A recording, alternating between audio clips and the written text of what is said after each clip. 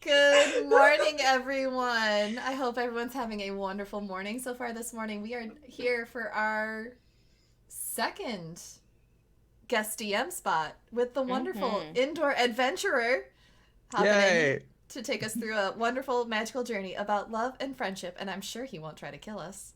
No. It's Indoor. What the fuck? Of course he's gonna try and kill us. Maybe a little, but like just a little bit of death. Just a little bit. That's alright. I'm a Shatter guy. The Raven Queen's gonna be like, yo, I'll get you back. It's fine. Yeah, because that's how my Raven Queen functions for sure. Ah, shit. Stevens and I, Raven Queen, they're two different Raven Queens. Anyway, Steven, can you introduce yourself for us and tell us where you're from? Okay, hello. I am the Indoor Adventurer. You may have seen me in such feature presentations as the Indoor Presents The Four Keeps, Waterdeep Dragon Heist, Curse of Strahd, Ghosts of Saltmarsh, The Tomb of Annihilation, Monster Noir, which Jen and Satan are both a part of. Or, hey, if you haven't checked out twitch.tv/IndoorAdventures, I've been here before, playing Algira, the fire genasi, and with my partner in crime, Danae Keener of DanaeKeener.com, who is apparently going to be guest DMing on Thursday. So yes. Yeah, you should check that game out as well. I've been DMing on Twitch now for about 2 years, and this is the earliest that I've ever woken up to do a DMing session outside of a charity event, but at least we're raising money for charity. Anyway, Didn't you wake up at 5 a.m. for our last? To play, not to DM. Not to DM. Not to DM. So this is the earliest that, like, you know, the bingo ball machine is going. And going around the circle, as we see on the screen, Emma, who are you playing today? I am playing Juniper Twinklebright, who's a halfling rogue, one half of a dangerous duo of halflings in this party. And she's delightful, but will cut a bitch. I'll give y'all a hint. That's my sister. Next below Emma, Jen, who are you playing today? You're muted. You're muted. No sound for you.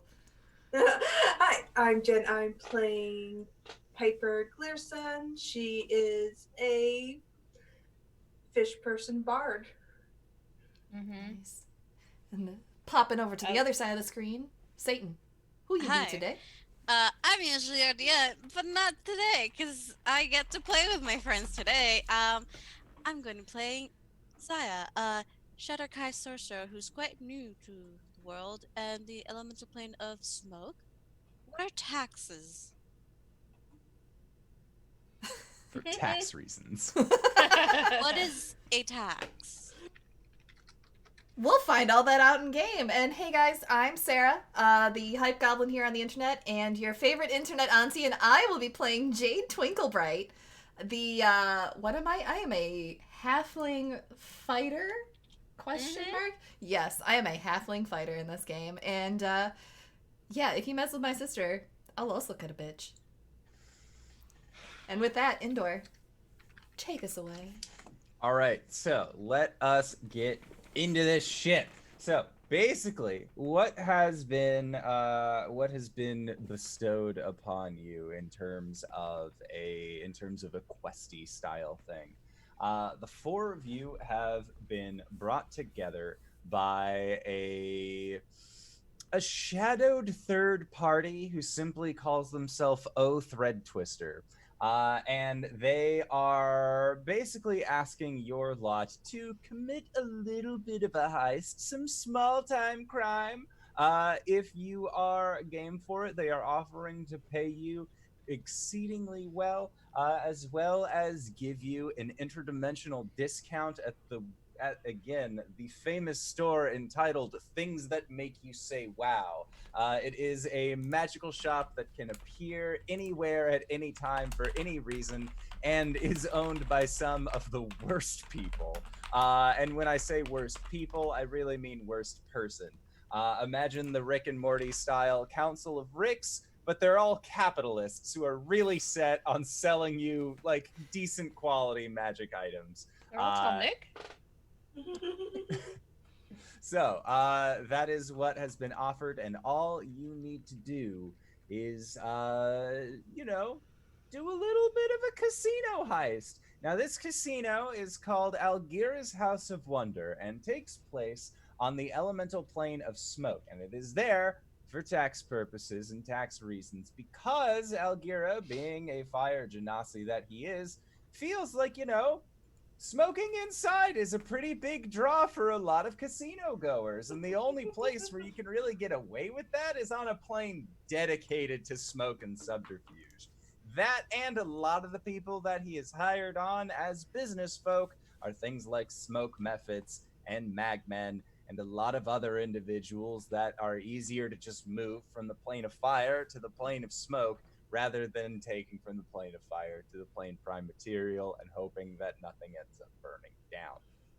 Now, your group, again, has been hired by the Thread Twister Company in order to come in and do this here job. But in order to get away with this heist, you all will need to end up playing some of these casino games because, like any good heist, you need to go in, you need to case the joint first. You can't just go in, walk directly to the back and be like, oh, yes, of course, we have been here the entire time, obviously, as patrons, and yet you have no casino chips, that kind of thing. So you have all also been given 100 casino chips, and these casino chips function as a gold piece while within the confines of the casino. If you would like, you can continue to play games, get more casino chips that you can then redeem for things like potions or magical items, what have you. Again, this is a magical casino, so hey, it's your oyster. It is effectively 100 chips for a common magic item, a 500 chips for a uncommon magic item, 1,000 chips for a rare one, and it just kind of goes up from there. But it is up to you to play the games if you would like to receive those items. There are a plethora of games of which you are able to play.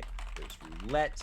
There is highs, lows, or sevens, which is a betting game requiring 2d6 where you bet either high, low, or you can double down if you believe that it is going to be a 7 that is rolled on the set of d6s. And then, of course, there is also another game that is presented. Thank you, 666 Tofu 666 for the follow. You're Thank a cool you. Dude.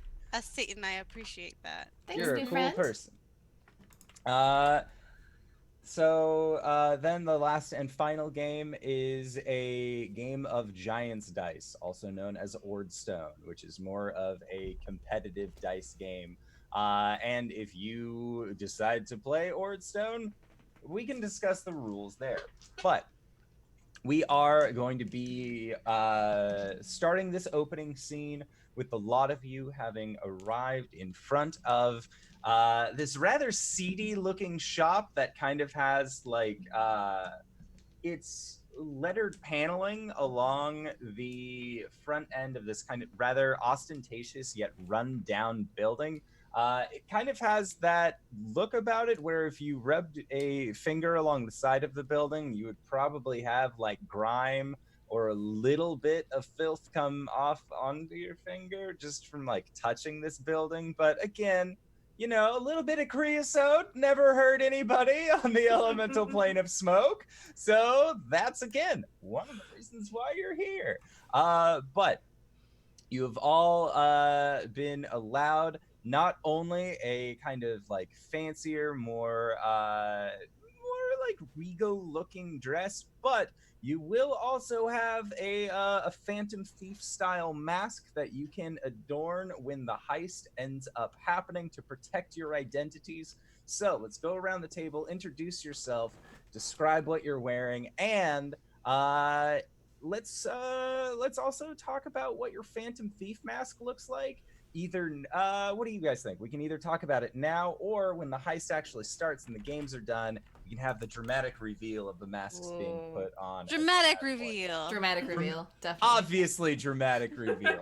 So, the four of you have arrived thanks to an interplanar portal that has set you in front of this building. Let's go around the table. What do we all look like? We're going to do this alphabetically from character name. So, Jade, what do you look like? What does Jade look like for the rest of us? Jade is actually dressed very simply and unassumingly. She has, oh gosh, I don't have the artwork, Emma, pulled up. What? She looks exactly like her sister. We have a medium brown skin, right? Yeah. Yep, and dark brown hair. Where my sister's has a slight wave to it, mine is stick straight. And that's really the only way you can tell the two of us apart. And she's dressed very simply, just a tunic, her weapons on her belt, and a nice pair of trousers. Comfy boots, always. Excellent. And June. Hi. Juniper is also, she's got like warm tan skin. She has dark hair that's very curly that she kind of keeps up in a messy bun. There's often things in there, but that is where she keeps her thieves' tools. And she looks like she's wearing quite a sweet little pinafore dress. Looks very wholesome. But she has her leather armor underneath it, so that she looks like a little darling. Why would she ever steal anything out of anyone's pockets? But yeah, and she's got hazel eyes and a shit ton of freckles, just like her sister. Mm-hmm. And is June okay, or is it Juniper? Either is fine. Okay, cool. She accepts any and all. And Piper. What does Piper look like? And how are they doing on the plane of smoke? Oh, Piper had the wherewithal to get a little helmet to allow her to breathe into this elemental plane of smoke. She has a nice little fancy designer breathe pack on her back, a blue dress. She's very curvaceous, has a beautiful tail. She looks glitz to the glam. She is fashionable. She seems to be loving life. Red fingers, has nice little web bits on her arms, and she just looks like she's always belonged there, even though she's really quite literally a fish out of water. Okay, and so for the people at home, we got a tail, a web fish, or webbed like fingers and toes, breathing apparatus. Who the fuck are you? So, Piper is the Lockthane? Part of the Lockthane. Katha? Yeah. Katha? Katha. Yeah. Katha. She's basically the Lovecraftian fish persons from your nightmares, and she's quite literally a fish person. Yeah. Okay. Yeah. If you Google Lokatha, just look at the first thing that comes up. They're horrible looking, and Yeah. I love them. No, they're great. They got little tummies, and I love it. They do have little tummy. I'm sure they all have charming personalities. And Zaya. Hi, I'm playing Zaya, and they have about light gray skin tones, a more slender build, short, messy black hair that goes just above their shoulder. Their eyes are completely black. Their lips are black. They always have a very curious look to their face. They're wearing a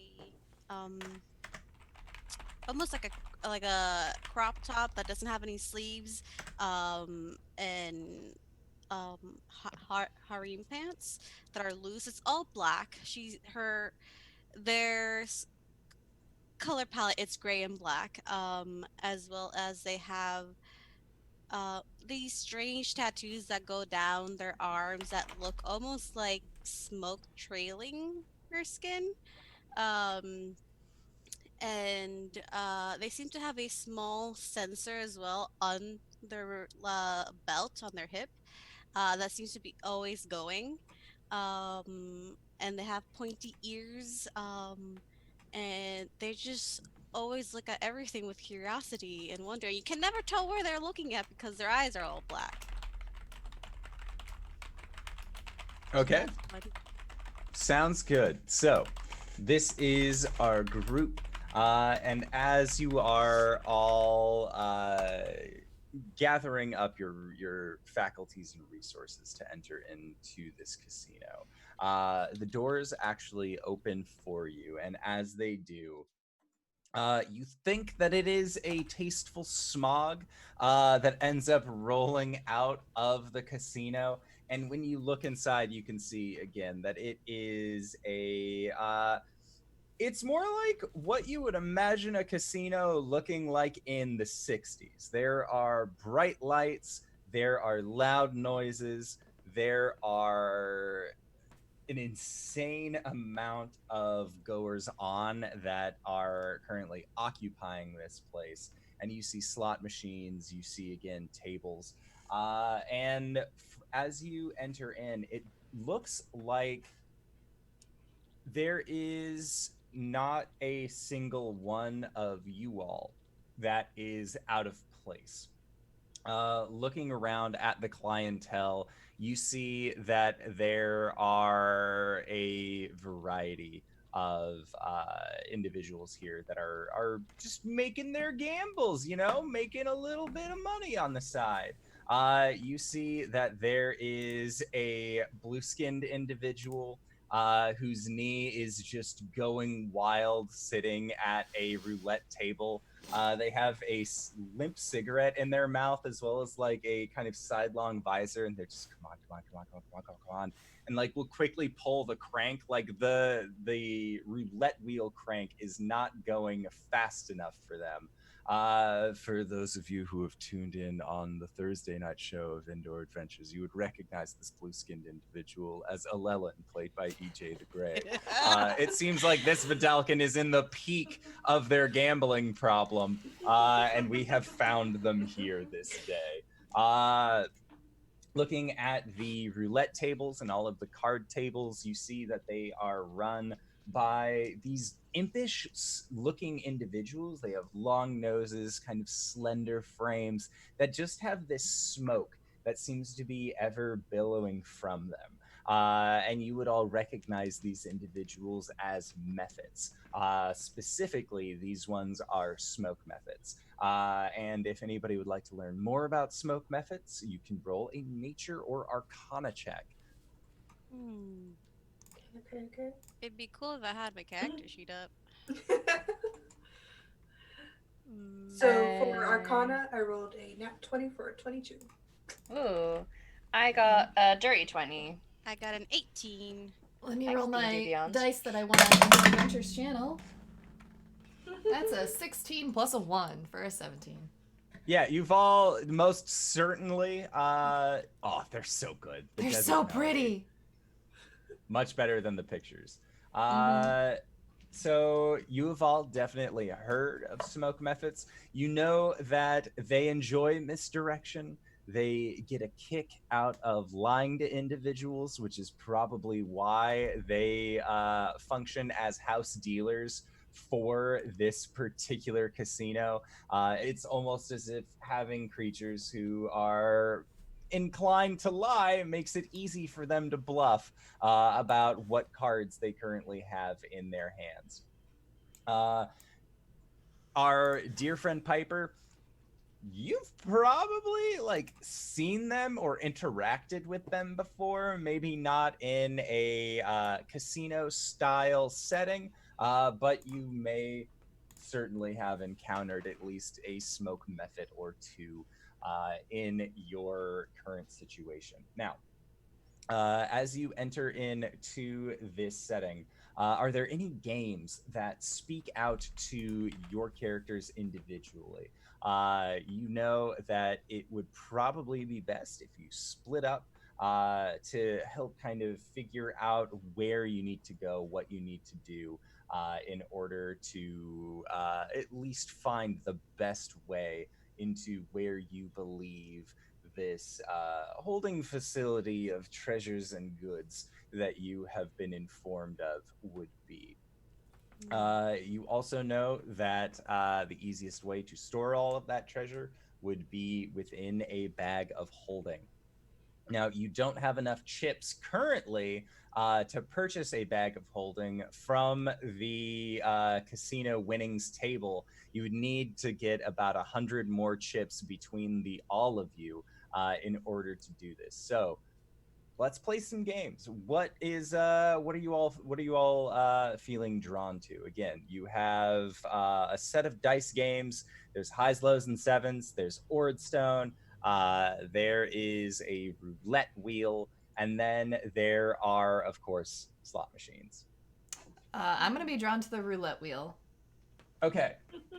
I would like to go high, lows, or sevens. All right. So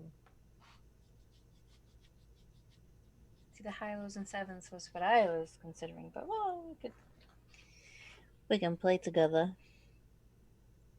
Yes. okay. So roulette, highs, lows, and sevens. Highs, lows, and sevens. And then Piper, are you drawn to any particular game, or are you going to try and use your Lokatha wiles to possibly trick some of the other individuals here into giving you some free coin? Oh yeah, I'm gonna go seduce play a my game way. of your own. Yeah, I'm gonna go seduce my way into money. Okay, sounds good. So Reminds me of another character I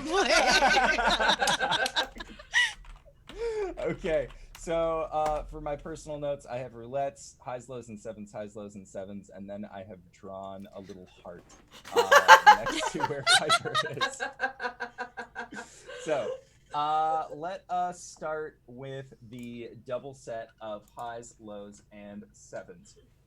So when you arrive at the table for highs, lows, and sevens, for Zaya and June, you see that there is already a few other individuals here who are getting ready to roll, as it were. And one of them is a creature that you are not accustomed to seeing in such a casual setting. They have a kind of deeper purplish skin, tendrils coming down from the front of their face, and they always seem to have their hands steepled in front of them. But as you were entering into this building, you had seen that there was actually a posted notice along the front entrance of the door that said use of psychic abilities prohibited while within the casino. So you feel like even though this Illithid is capable of using psionic powers, their powers will do them no good here. And the individual who is currently in charge of the dice rolling is not actually one of the smoke methods, but is instead what looks like a halfling-sized individual whose skin is made from like almost living magma. It seems like this slow-flowing stone, and they have a like jack-o'-lantern sized grin along their face. They are wearing just this very nice little suit with a small red bow tie on the front. And as they toss the dice into the cup and begin rattling, they say, place your bets now. Highs, lows, or sevens? Highs. Highs. Entry is 20 chips. Can I get 20 chips? And you see the Illithid grab what looks like a little mechanical contraption and put it up to the side of their throat, and they say, sevens. And the Magman rolling the dice says, all right, we have highs, lows, and sevens. What'll it be?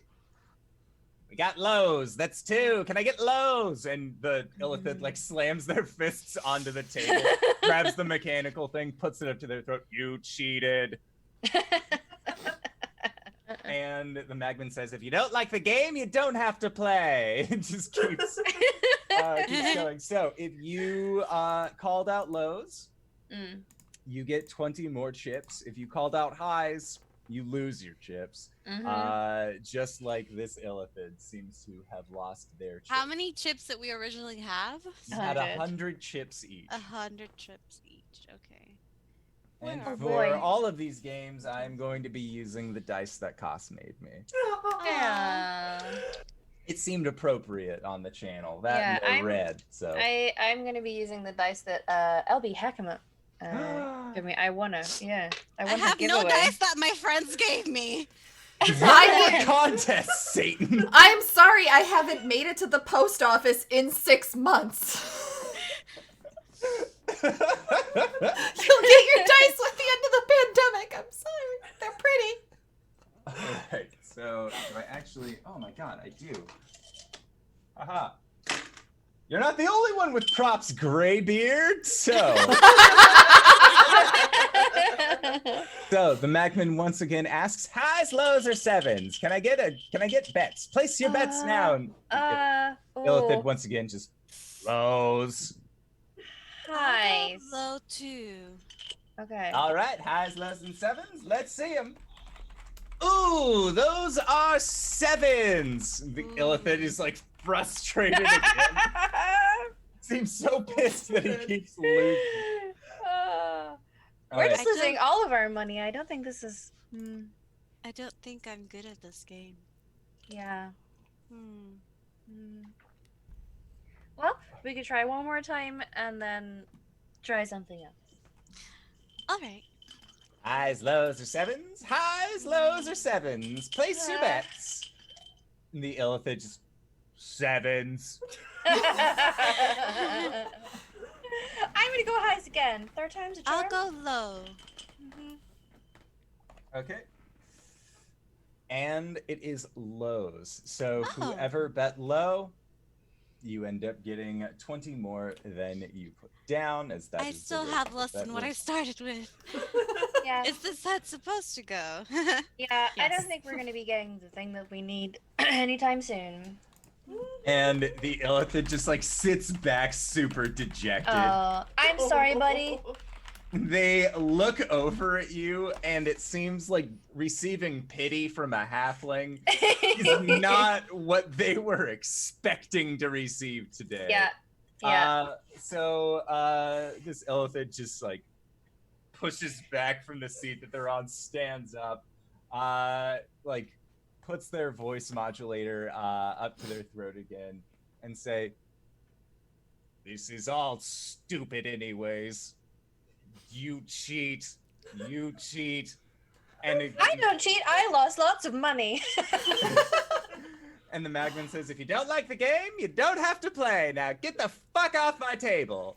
The Illithid again is just like so frustrated that these lower life forms would treat him so poorly. And he ends up leaving as well. It seems So they're a sore loser. Do you think that's a thing with Illithid? I just think that's a thing for people that lose. You're not And- wrong. you hear them as they're walking away. Do any of you speak deep speech?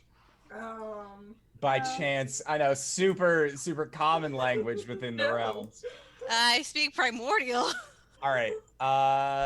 Yeah, they mutter something in deep speech, to the effect of, "I'm going to go back in time and conquer you all," and like they are just so upset about the fact that they have lost so consistently at highs, lows, or sevens. So next up, we're going to go to Jade at the roulette wheel. So Jade, the way that this is going to work is that we are going to roll 2 dice. We have reds and blacks, and then you can either choose red, black, even, odd, high, low, that sort of thing. And depending on what the call out was, obviously that's going to result in more chips coming back your way. So for red or black, it is just a 1-for-1. So you can go, if you bet 20, you would get 40.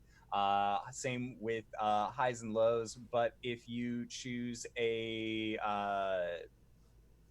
like a specific set, so like evens and red, that sort of thing, then you can get a modifier to your payout. So at that point, it would be, okay, I put in 20, I got 60 back. So the individual who is going to be pulling the lever for the roulette wheel to come out and spin onto the table is going to be a smoke method. And it seems like the individuals kind of around this roulette table are a very finely dressed individual who seems to have a glass of wine that they like set as a recline.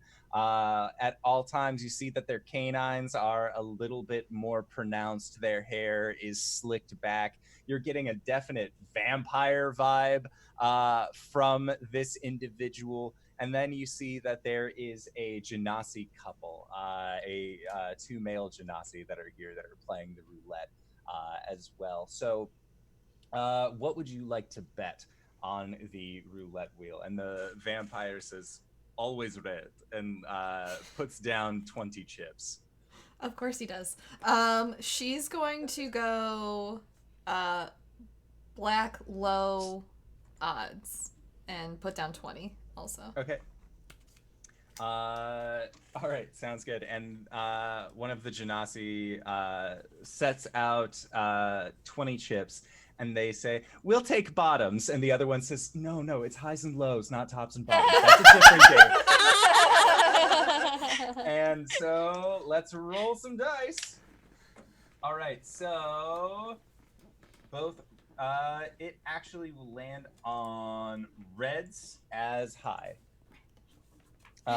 And the vampire, like, satisfiedly just like takes their, like, confidently takes their winnings from the roulette wheel. And both the genasi, like, darn it, like they were so excited to try and win. They just like watching the metal ball spin around, though. It seems like that's like the main draw for this couple. So Jade, you ended up losing out once again. So let's do another roulette wheel. Again, the vampire just reds. Like, always just sets out the same amount, drinks wine, just like saying reds and watching the ball go. They have all the time in the world. So, Jade, what is your bet? Jade's gonna side-eye this vampire and just also reds. Evens low. And when you say Red's the vampire, who you are currently giving a side eye, will look towards you and say, "It's a good choice. Always pick Reds."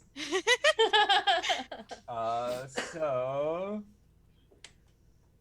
that is an 8 on Red. So even, red, and low. How much do I win? So that is a 3 times modifier. She So would've if put you down put in 20 20, again. Yeah. you get 60 back. Hey. She's gonna be buying this bag herself. Yeah. Gonna be like, I lost all my chips. All right, and the vampire for the next round. Reds. Like, he's just doing the same bet every time, and looking at him, he has a decent amount of chips that he can just kind of throw away. You get the feeling like, I am so bored ruling all of my demi-plane. Might as well just come here and bet everyone. Strahd? Strahd needs to Or get out flashback. sometimes. He's on a holiday. Listen, Jade's gonna make the paid leave. Jade's gonna make the same bet, and she's also gonna introduce herself to this vampire gentleman. Okay. So while the ball is spinning, it once again lands on reds. That is low reds. Dang! Was it odds or even? It was evens. Okay, cool. I I like this game. And when you introduce yourself to this vampire, they will gladly introduce themselves back. And they say their name is Rendo. Hey, it's a pleasure to meet you, Rendo. My name's Jade. You can call me Jadey, or Jade, or just Hey You. Thanks for your help. It's no worries. I have played this game enough times to know Reds is always best color. It's And definitely the more then- colorful option. And as he says that, reds. And puts out the bet again. Jade, do you also put down for reds? Yeah, she's gonna put down 50 this time. Okay. No. So it came back as black lows. And it is at that point that Rendo says, all right, that is enough for me. I only lose once per day. Other than that, after that, I always go back to my coffin. It is just the rules. I should probably follow suit. Bye, Rendo. You also want to come back to my coffin? Maybe another time? I have to go find my sister. I like where this is going. Go find your sister. As she walks away just over her shoulder. She looks just like me, but with curly hair. Bye! Rendo's like, what a great day! This is turning out to be an eventful night. No. All right, so let us go then to Piper. Piper, you are trying to schmooze your way into getting some more chips without playing any of these silly games. So let us figure out. There is a plethora of, again, comers on and goers. We've already been through a mind flayer. We've seen a vampire also playing through some of these games. You are a fish out of water, wandering through this casino. So let's figure out. I'll leave it to the rest of the group. What other intelligent creature is here gambling that our dear friend Piper will encounter to try and schmooze some money from? A beholder. An aboleth. We just went straight in. A bahir. Minotaur. I'm down for the Minotaur. Yeah. Actually, let's put it to Solo Piper. let's put it to a roll off. So we're gonna do high will be Minotaur, low will be Beholder. Hype Gabo, can you roll a d20 for me? I can roll a d20. It's a 20. Oh boy.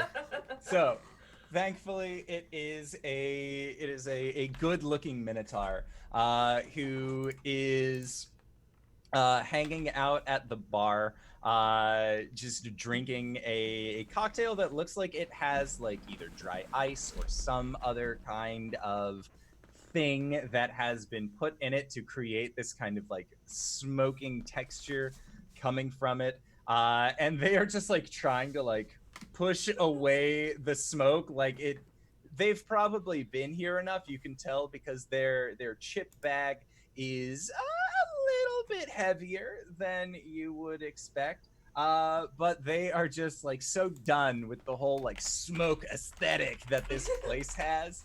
But how do you approach this heavy bagged individual? So, just kind of walk up from behind and place my hand on their back and slide over and sit beside him and say, "Are you bored just as well?" Make a persuasion check to see how this initial contact goes. Yes.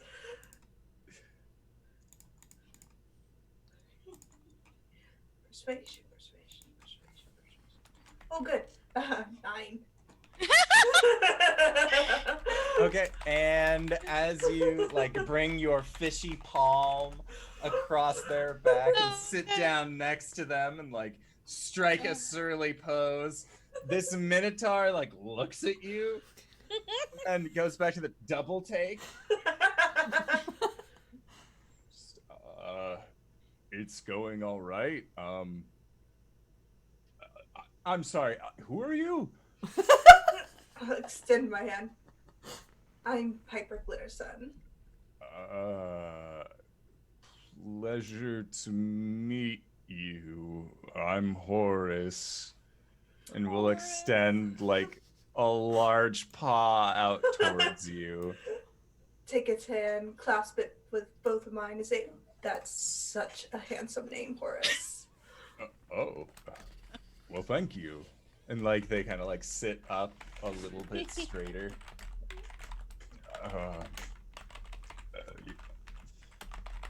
So, how have you? Can I get you a drink? It feels really weird if I'm the only one drinking.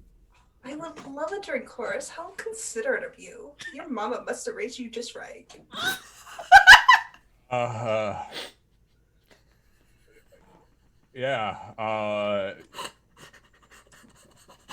yeah, she did. Bartender! And like quickly like shoots up. And it is once again, it is a Magman who kind of like jauntily walks over, wearing again like this very, very nice little suit, lovely little bow tie around their neck as well. And they say, "What'll it be?" And Horace looks towards you and just, "Whatever the lady is having." 2 whiskey neats, 1 from him, 1 for me. Thank you. And Magman just, "You got it!" And then like shuffles off, turns around, and you see like, even though it is just whiskey, they like to like make a show of it. Like they bring out a shaker, they're pouring it from high up, like completely unnecessary. There is no reason why just a whiskey neat would have this many steps to it. But as it so happens, you are in a very fancy casino in the wrong part of the elemental plane of smoke. So there are some steps that are taken, and eventually you get your glasses put back in front, and the Magman points towards Horace and says, "On your tab, right?" And he just, yeah, I looks over towards Piper. Yeah, on my tab. Christ. And he like grabs grabs the drink and like takes a quick pull of it, sets it down. You come here often? Well, this is my first time in the elemental plane of smoke. I don't usually perform in places where I can't gestures to the helmet breathe. Oh, you're a performer. I am. What kind of performances do you do? I do opera. Oh, that's amazing, actually. I'm somewhat of a singer-songwriter myself. You know, I play in small coffee shops from time to time. Been really trying to practice, get out there. If you'd like, I have a mixtape. Horace, I would love to hear your mixtape. Oh, really? Like, yes. I've just put a hand on his arm. You must be really good if you can produce and style your own music. I'm impressed. All right, make a persuasion check. Or a deception check, depending on how much you believe in Horace's musical ability. Does Horace have a He's SoundCloud got- he wants to plug? You've got that sweet baritone boys. 18 on my deception check. Okay, so it is a deception check. Yeah, he's so glad that somebody is finally, you know, like giving him time, like the time of day. Like normally when he brings up his mixtape and his SoundCloud, like people just seem to turn away. They are not interested. But you know, like maybe this one time he can get in there. And he reaches into his bag and he pulls out a little piece of cardboard that has it is the strangest set of glyphs that are in this large square. And he says it's a QR code. You have to scan it, and then it'll take you to the SoundCloud. Take the card and just tuck it into my shirt and say, I'll definitely scan it when I get home. My phone's turned off because they don't allow, phones in this casino. Well, maybe I could get your number and I could ask later tonight maybe how you liked it.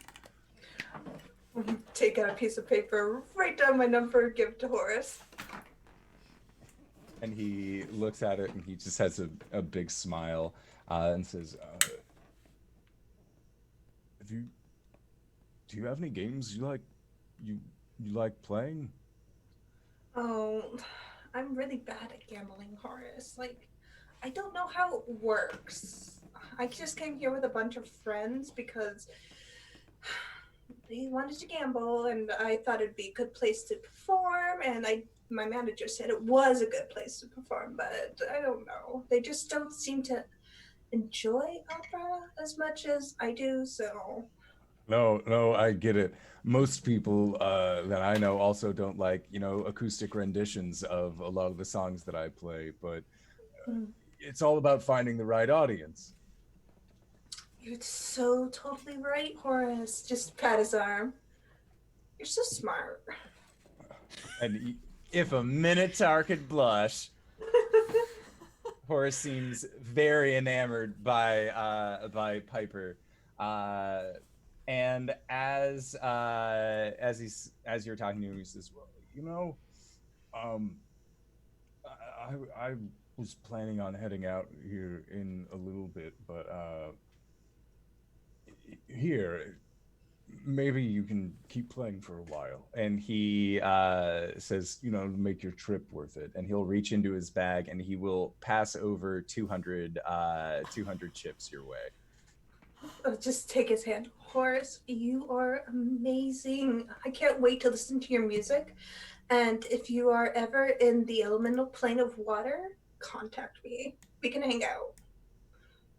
And he just confidently gives the himbo nod of, yeah, does not process oh yeah, it's an endless ocean, I can't breathe. He's like, oh no, yeah, I'll be there. And he at that will finish his drink, pay his tab, and as he is getting up and beginning to walk out, all of you from your respective positions see the lights beginning to dim, and at the back room of this casino, you see that there are four large they just honestly looked like pieces of metal that didn't really have any kind of connection or relation to each other, that all seem to drift into alignment, creating what looks like a large face.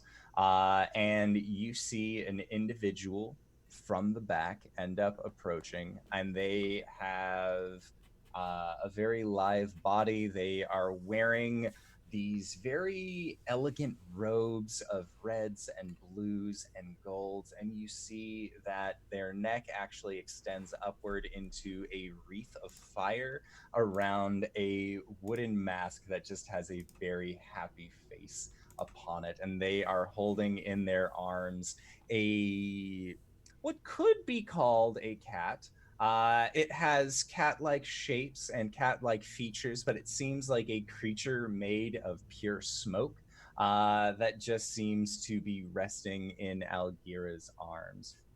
And walking next to him is a very tired, very skittish-looking human that the viewers would recognize as Algira's obvious right-hand man, Harvey.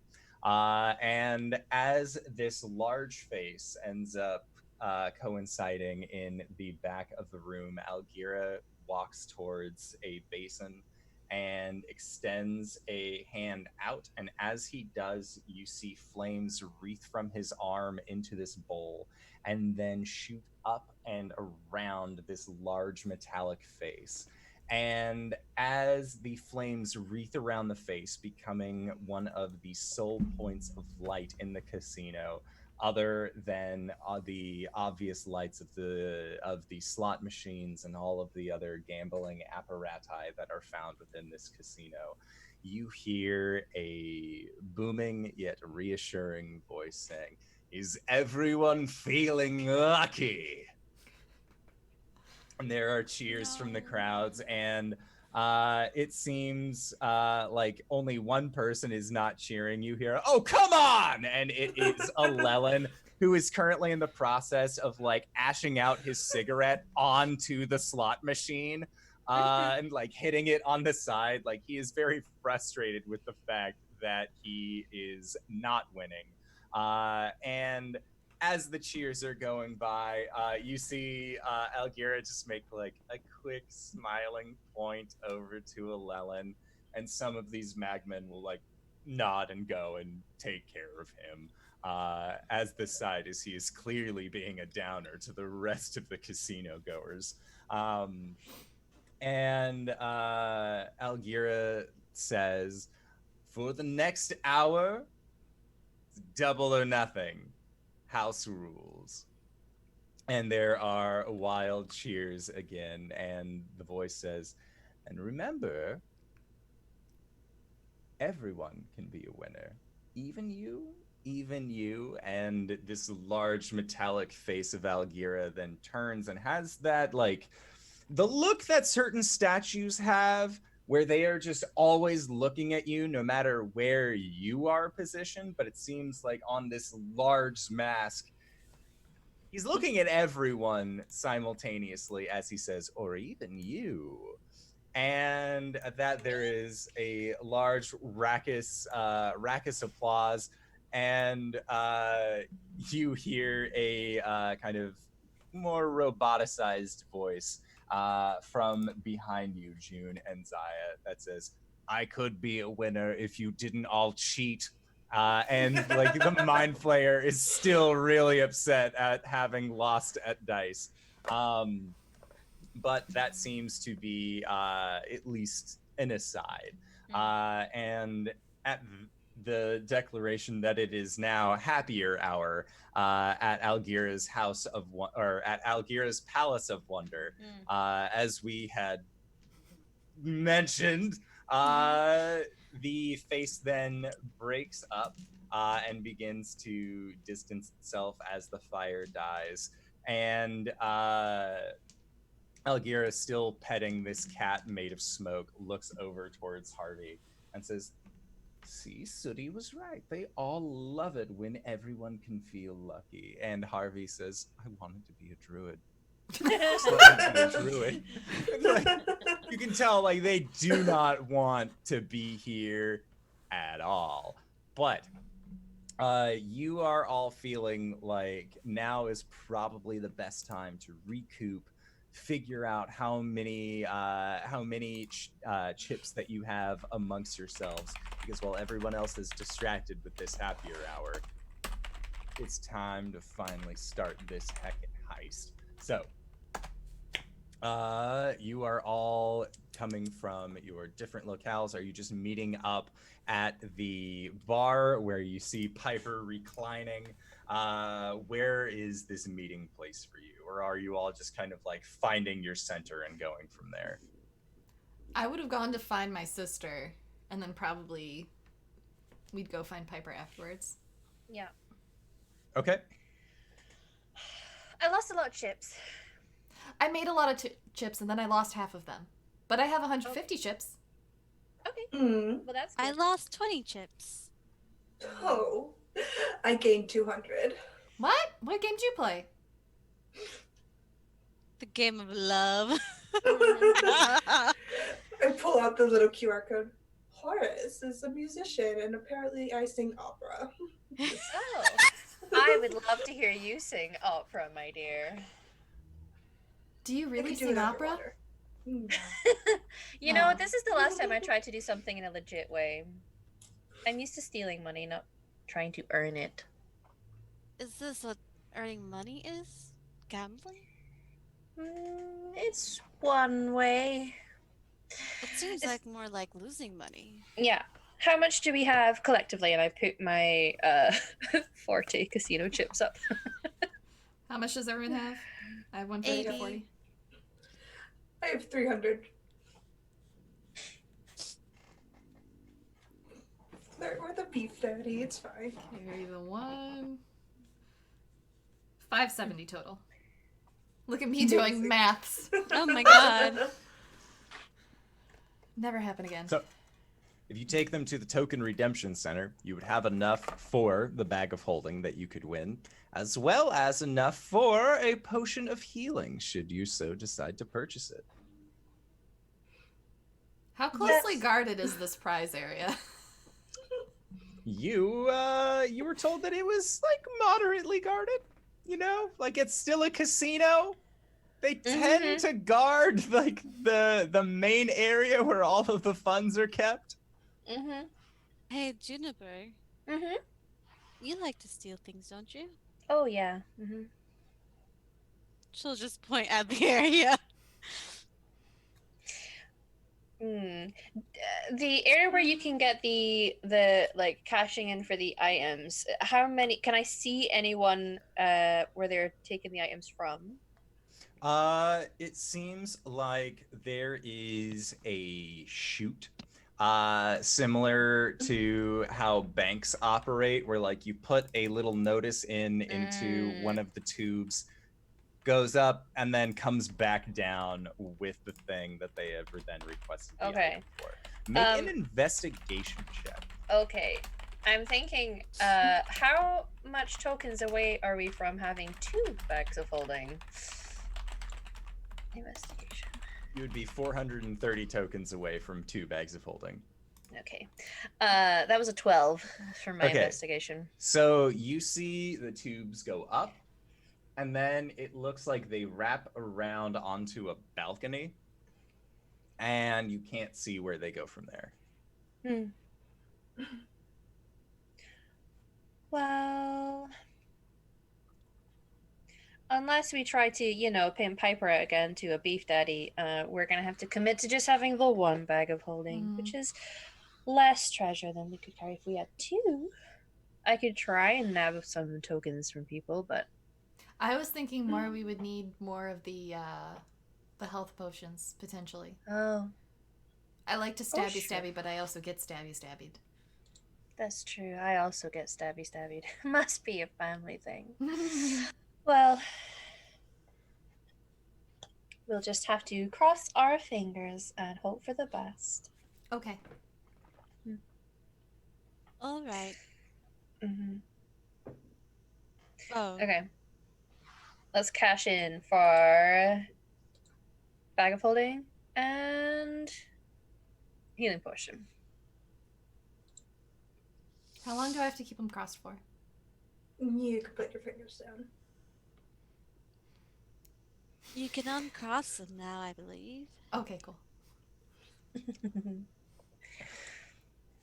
All right, so you've acquired your bag of holding, you've gotten a potion of healing, and now it is time to secure yourself on the pathway to this here glorious gold pile that you are after.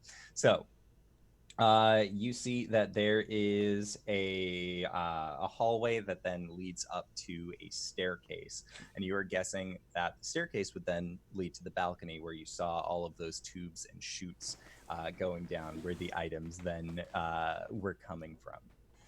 So with that, let's make a set of stealth checks to see if you can sneak by the general workers and anyone else who might take notice of your flight from the casino floor. Okay. I rolled the 12. I'm so sorry. I get disadvantage on this. Oh, wrong thing. I I'm rolled a a 17 and a translation. 20. Was it a 19? That's a 21. This was Yay. stealth, right? Yeah. Stealth.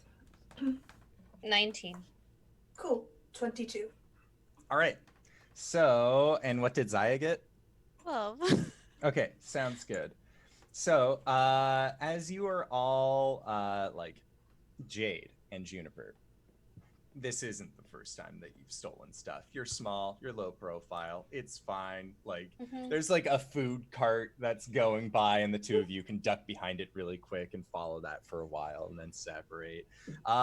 Somehow our fish out of water is just like naturally allowed to be anywhere without question. Nobody would ever say like, hey, do you like, should you be here? Because clearly the answer would generally always be no. Obviously this fish person should not be here, but no one's going to ask that question. That's just rude. However, Zaya, as you are in the process of going down through the hall, or entering into the hall following after your party, you look back just to make sure that no one has seen you enter into this place. And you see that there was that blue-skinned individual who was at the slots. They are currently getting dragged away from the slot machine forcibly by a set of magmen who are like carrying them underneath his arms, and he is just like heels on the ground. He's kind of flailing, doing his best. He's like trying to burn them with his lit cigarette that he has just been casually smoking on this whole time. It's not doing any good, as these magmen are immune to fire, but it's at least making Allelin feel better about the whole thing. And you hear him say over this crowded room, well, what about them? And like his vein is going wild, but like he's looking in your direction as he says it. And as he says that, you see the magmen beginning to turn their heads, and you can duck inside I'm of gonna- this hallway Yeah. right quickly. But it seems like somebody has at least alerted the staff that there might be people going out of bounds. Whoops.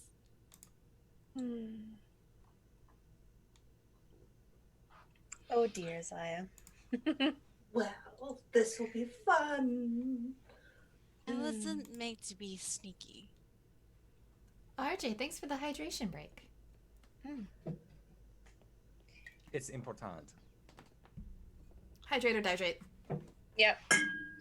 I might try my best to scout ahead to see if I can figure out where we're meant to be going. Okay, make a. This is either going to be survival or perception. Oh, perception. 4. Okay, so you were not privy to the layout of this building, and as you go up the stairs and look around the hall, there are a series of doors, many of which are locked. And then you see that there is a exit onto a balcony. You don't see any tubes or piping coming from said balcony, but you are fairly certain that you know of at least the presence of a balcony now. But it looks like there are a series of about, I want to say 3 doors that are on the left and then the balcony opening on the right. Okay. I will turn around to my party and just shrug. Would you like me to take a look? Well, yeah. I'm not sure where we're meant to be going. May I take a look and roll a perception? Yes, you may. 17. Okay, so with a 17, as you are looking around, these 3 doors say things like management office, break room, and then there's like a winky face emoticon that's on break room. Like you're not sure what goes on in there. Hopefully it still breaks. And then at the on the 3rd door, it just says storeroom. But looking out onto the balcony, you see that there is a follow-up balcony that is on the other side of this open room, and that is where all of the tubings and everything like that from the prize redemption center actually lead. And looking at it, you feel like if you were possibly successful in a series of either athletics or acrobatics checks, you could jump from the balcony to a chandelier onto the next onto the prize redemption balcony. But there is the risk that if you fall, you then fall down into the lot with the casino goers. How far away is the balcony? I can do it. The balcony Same. from where you are is 60 feet. Hey, Zaya, have you ever yeeted a halfling over a balcony floor? I am happy to be yeeted. No. Okay. I well- have advantageous luck on both of these options. Same. I'm also very good at parkouring my way over things. Do Happy I to throw try. two Sisters high five. halflings or one? One. Which one? Rock, paper, scissors. Hang on. 1, 2, 3. Ha! Okay. Best, we'll do 2 out of 3. 1, Mhm. 2, 3. You win. One more, just for fun. Okay. 1, 2, 3. Twinsies. I'm going. High five. Adorable. She is. I have 300 sisters and brothers. I wonder what it's like to only have one. I'm an We're only not just child. sister, we're twins. So She's am I. older by 2 minutes. Oh, Yeah. you're like 300 twins. Fish people are born from eggs. Nice. Wow. I I don't have mean- siblings. Yeah. It's a little gross. Let's go. So you're being yeeted. Shall I try and climb my way over? Make sure I make it first. Okay. That seems fair. Otherwise, I will also be yeeted to try and make up for the lack of eating. Okay. I'll pick up Jade and I say, Just curls in up into a ball. halfling, and halfling, I'm like, I'm sorry? For what? I don't know. Okay, let's go. This can end well. This can end Usually well. people don't like being thrown. Oh, I like being thrown. It's a lot of fun. All right. Once you find the door, I can open it. I mean, so can I. These two. Magic. Mm. Okay, Alright. so Yeet me. let's yeet your local halfling. Yeah. Grab her in one hand. Yeet. Okay. All right, so Jade, make a acrobatics check with advantage. Okay. Chaos creep. Chaos creep. It's a 16 plus a 6. Okay. 22. 22. Math. So, nimbly and without air, you are able to get yeeted across this large room of the casino, where you you sail over the first chandelier, and you think, oh shit, I am going to just fall perilously between the two, but then you end up landing on the second one. And as you land, it kind of swings with your momentum, and you are able to then run across it and jump onto the balcony on the other side. And then that chandelier kind of rocks back and forth a little bit, and then eventually just settles and rests. So, Jade, you are on the other side. That was Piper, fun. do you want to yeet me? Yeet. All Have right. you ever yeeted someone, Piper? I don't yeet people. I'm a fish person. We just devour them and spit them out. Okay, well, I would rather you didn't devour me. I would prefer being eaten. So, Saya, will you eat me? Yes, that was quite a lot of fun. Yeah. Straight faced. Yeah. I quite enjoyed that. All right. Be careful. Be gentle. I am but we. I like to think that as we get yeeted, we look like flying squirrels. Yeah. Like we just start out real small. And then just go. Well, I am wearing a very adorable outfit. I have a skirt. I can just. I shall be It's gentle. the Princess Peach thing from Super Mario 2, Yeah. where they can just like hover for a little bit. Yeah. Yeah. Exactly it. Zaya takes Juniper both. I shall be gentle in halfling. Oh, thank you. Pat your head. Yeet! Thank you. So June, acrobatics check with advantage because Yeet. you are being yeeted by Zaya. I am indeed being yeeted by Saya. That is a 14 plus 6, so a dirty 20. And I didn't even have to take you out on a date. So you get yeeted through the air, and much in a similar fashion, you land on the second chandelier, and then it gently will swing up enough for you to then hop off and get onto the second balcony with your sister Jade. So from the current room that you are at, you see that then this larger hallway extends forwards. You see these pipes kind of running along the ceiling, and to your left there is an opening for another hallway that seems like it then goes a immediate left, and you are guessing that that will actually run along the outer wall of the open casino area.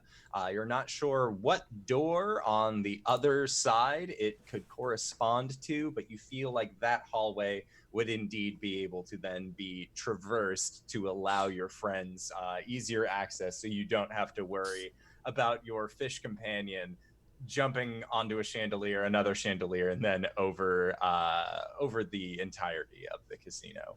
Yeah.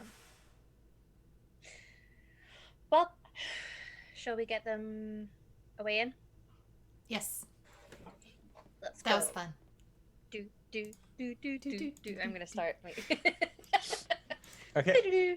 I feel like it's like the sister thing where like Yeah. or like the twin thing where like you can almost think what the other person is, so you both start Yeah. doing the Mission Impossible theme At the as same you, time. Yeah. In sync. Yeah. This is what we did for fun as kids. where like one of you takes the low notes, the other takes the high notes, like as Yeah. you're going. Perfect Yeah. harmony. Mm-hmm. So as you are going back down this room, or this hallway, make a perception check. Oh gosh, I am I not will roll my perceptive. LB hack 'em up dice. I get a LB. 0 on perception. Oh, no, it's my +2. 13. 2? Okay, so as you are both walking down this hallway, you hear a click.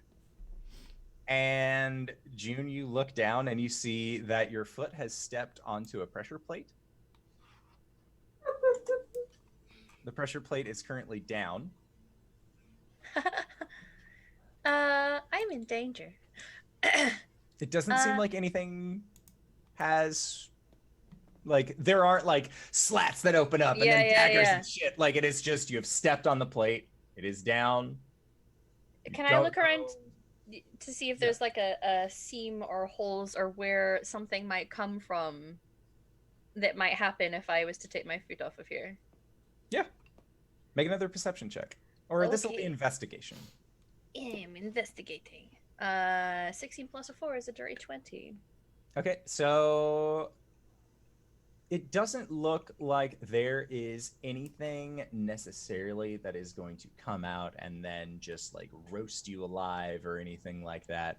But you are familiar with the higher end kind of businesses that typically will have alarms set for in case any intruders go Mhm. where they're not supposed to. So you get the feeling like you may have just triggered an alarm, but you don't hear one going off.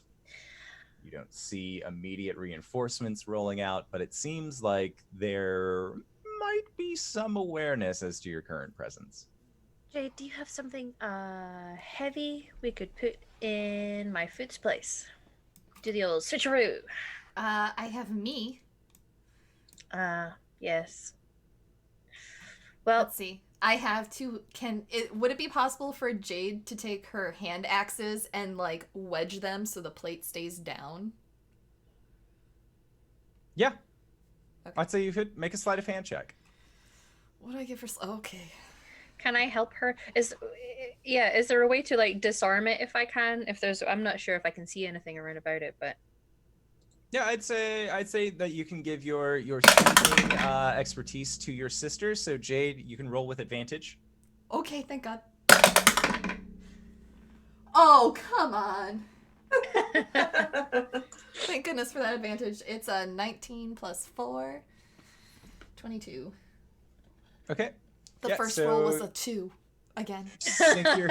You sink your hand axes into the pressure plate, and you gingerly lift your foot up, Jade, just ever so slightly, like with the skill of a practiced thief, to just like, okay, if I just give it a little bit less, and the pressure plate seems to stay down. let's go. Quick. Are I'm there gonna any more? now be checking. Yeah, I'm gonna watch where I'm standing as I go progress to try and let my friends in. Okay. And eventually you reach a door that looks like it has a little bit of a complex lock on it that, based off of where you had entered into entered across the balcony and then worked your way back, you're guessing that this door will lead into the hallway where your other friends are. Okay. So make a thieves tools check on this. So Okay. sleight of hand, but add double proficiency if you have these tools. I have expertise with these tools as well. Haha. Plus, so 22. Okay, so a 22 is more than enough, and you begin working through this lock meticulously in the process of opening it. Zaya and Piper, you two are in this hallway. You have just yeeted both of your halfling companions across the room onto this other balcony in an attempt to then, be freed. And as you are waiting for your companions to come and fetch you, what are you doing? Are you just kind of like standing in the hallway? Or are you looking down at the goings on of the casino floor beneath you? What is currently happening? I am looking down at what's happening beneath, like just hiding like a little Scooby-Doo head peek. Okay. I'm Sounds- just kind of pressed against the wall, examining my nails and say, if Horace calls me, we should go on a date on the material plane. Yes. No? I should give him his money back. Why? He was so nice. And then why don't you repay him in a date? You're right. I shouldn't drown him. No. Unless he's Alright. into that. I should ask. Yes. Remember, Safe words. Safe words. I need to find out if he can talk underwater. There are items for that.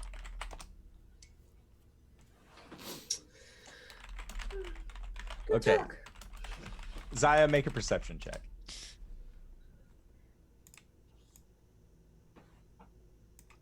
14. Okay, so with a 14, as you are scanning below, you see that this illithid that had been losing at highs, lows, and sevens for a while is currently like recouping their losses at the bar. The vampire that was there waiting for Jade to go and find her identical twin sister to go back to the vampire's coffin. is nowhere to be found. They understand what this has meant. There will be no happy fun times for them this eve. So they are in the process of walking out of this building. Algira is standing in the back, just petting Sooty, his smoky black cat. And you see one of these magmen that looks a little bit more finer dressed. They actually have sunglasses on, and are wearing, rather than like a bartender or casino goer attire, they look like they are like wearing like a darker colored suit.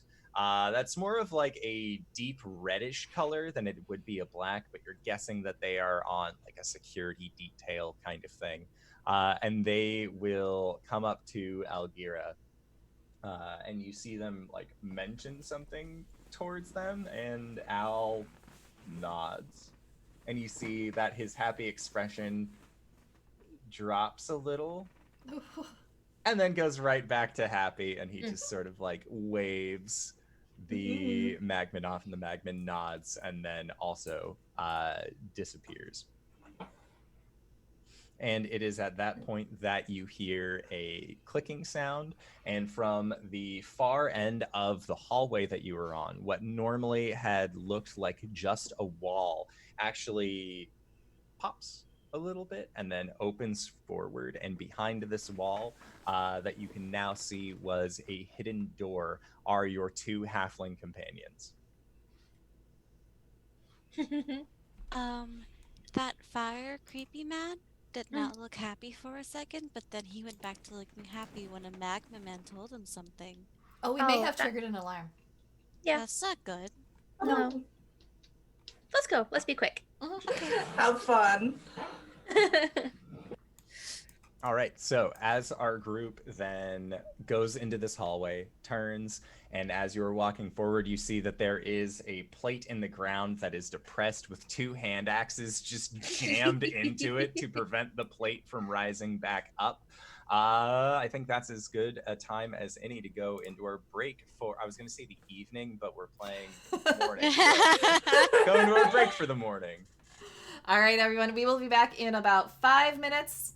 Chat, get your water, get a snack, take your meds. We'll see you real soon. Bye.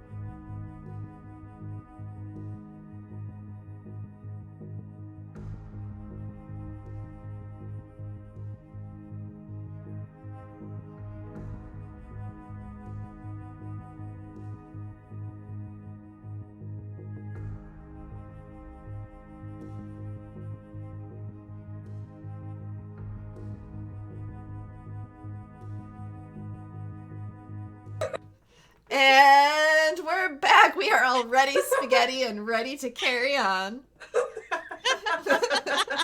That phrase breaks Indoor. Yeah, I say it every game I have with a door. It's so But- funny. Yeah. If I don't say it, I'll be upsetty spaghetti.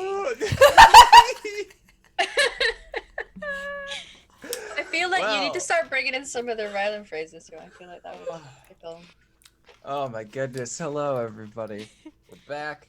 We definitely didn't trigger any alarms before the break. So let us get into it. So you guys are now in the hallway that has all of the tubes and everything like that sliding from the top. And you know that the easiest way to get to the place where you need to heist is going to be by just following their tubes to lead you to the treasure area. As you are going down these halls, though, you know that there has been some alert that has been raised as to your presence. So I'm going to need everybody to roll some stealth checks. 19. That's almost a 1. 18.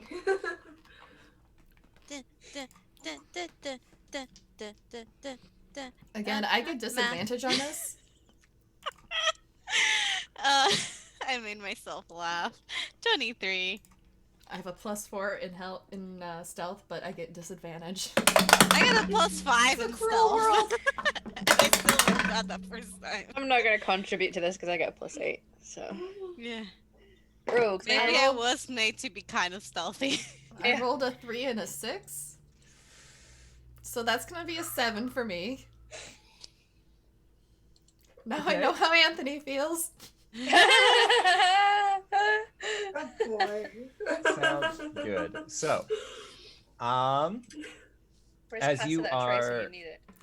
as you are getting to the end of where you can see these tubes going, they lead into yet another room.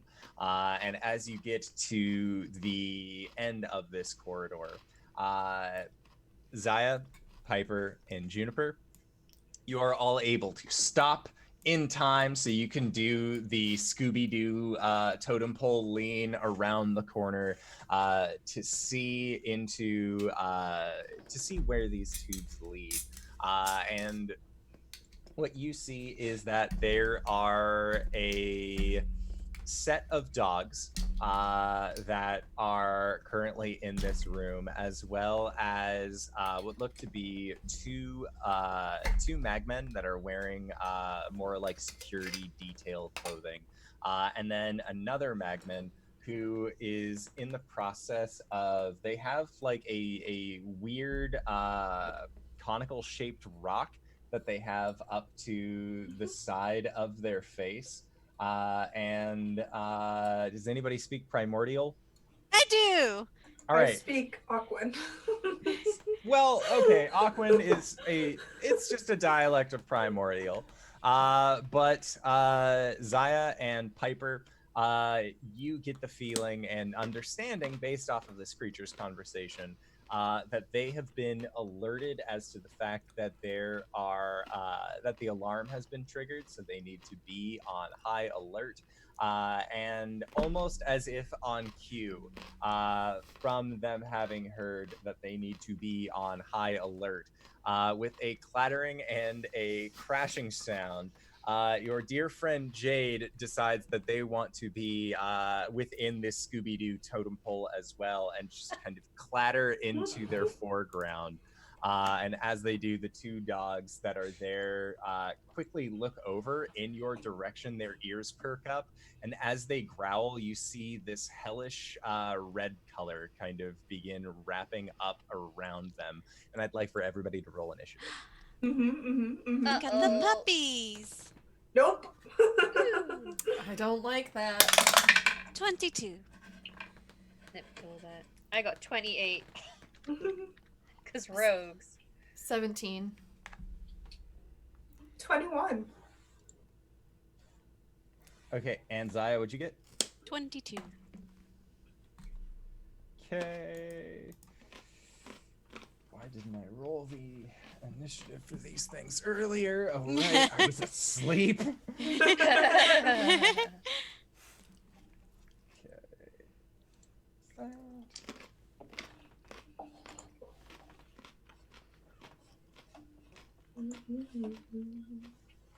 All right, so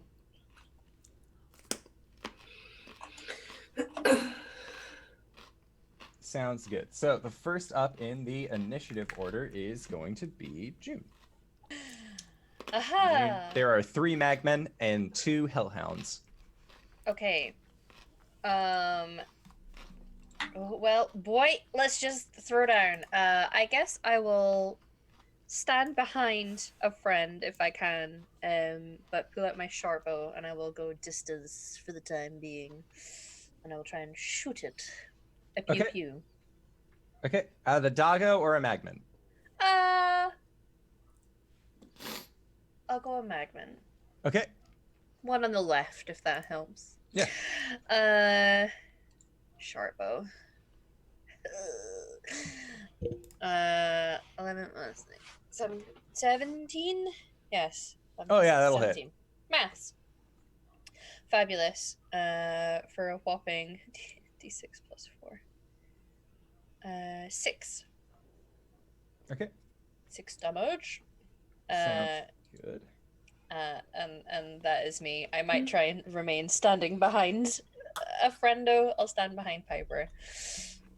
All right, so it looks like your arrow shot, while it sinks into the magma, and you see that now, and rather than blood, there is just like hot magma that is pouring out of this individual. You actually watch your arrow ignite for a quick second and then just disappear.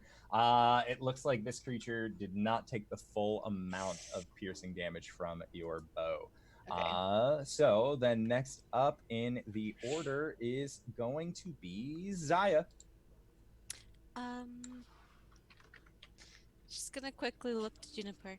Darkness or Dragon's Breath? Dragon's breath. Dragon's Breath. All right. And then I'm going to look at the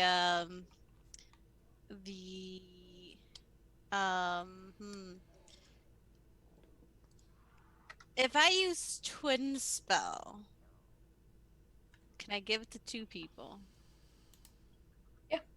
I don't think you can because Dragon's Breath attacks multiple people. Oh, okay. Twin only works if it's an individual person. Okay. But you're trying to cast it on 2 people, so 2 people have Dragon's Breath, correct? Not Yeah, But but the it attack- just Yeah. the attack targets. Oh, 2 I see. people. Sorry, I read Yeah. that wrong. But I'm gonna look to. That's why you can't twin fireball. Yeah, Mhm. that'd be.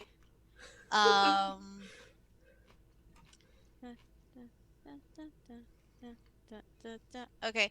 I'm gonna take Juniper and just pat her head, and then just be like, "You can breathe." Not fire. Cold. Cold. Okay. Icy And- breath. And that's it. Is it 3d6? Is it cold? Yeah, right? 3d6. Yeah. Yep. Sure. Good luck. Okay. So then next up, Piper. Oh, that's a bonus action. Oh, for Dragon's Breath? Nice. Yeah. All right, so you got a cantrip? I do have a cantrip, so I'm going to how far away are they from me? They're like 30 feet away. Oh, I'm gonna hit them with chill touch. Okay, give him the old lich slap. 20 Yeah, that'll hit. for Are you attacking dogs, magmen, and if the magmen, the one that has been injured, or either of the other 2? the injured magman for Okay. 5 necrotic. So there is a condition that magmen have when they meet their demise, in that they explode. So as you do this lich slap from Far away because it's a range attack. Yep, because it is a ranged attack. You watch as their head turns, and as it does, the light that's in their eyes dissipates for just a brief second, and then flashes twice as bright, but in a stuttering style pattern, and their body expands and then just bursts into fire. I did that. I'm having flashbacks to a little Yeah. lizard getting exploded by something as well. We're 30 feet away. It's fine. And that Good was job, Zaya. Thumbs up. Zaya's turn. That was bonus action and action. Piper. Cool. I will pull out my dagger, kind of twirl it in my hand, and give. Let's see. I will, if it hits, as I throw it at them, I'll move it within range to see if I can hit. The doggies or the person? Doggies. Doggies. I'll throw my dagger at a doggy. No, not the puppies. Oh no. These puppies have like molten rock just like dripping out of their mouths. They're adorable. I It- want one, please. 15 to hit? 15. Okay, so a 15 just hits. Amazing. Okay, cool. And then I'll just say, as I cast Bardic Inspiration on the dagger as it flies through. I'm a bit nasty. I guess they could call me a witch as I cast Psychic Blades into this poor doggy as a. Nice.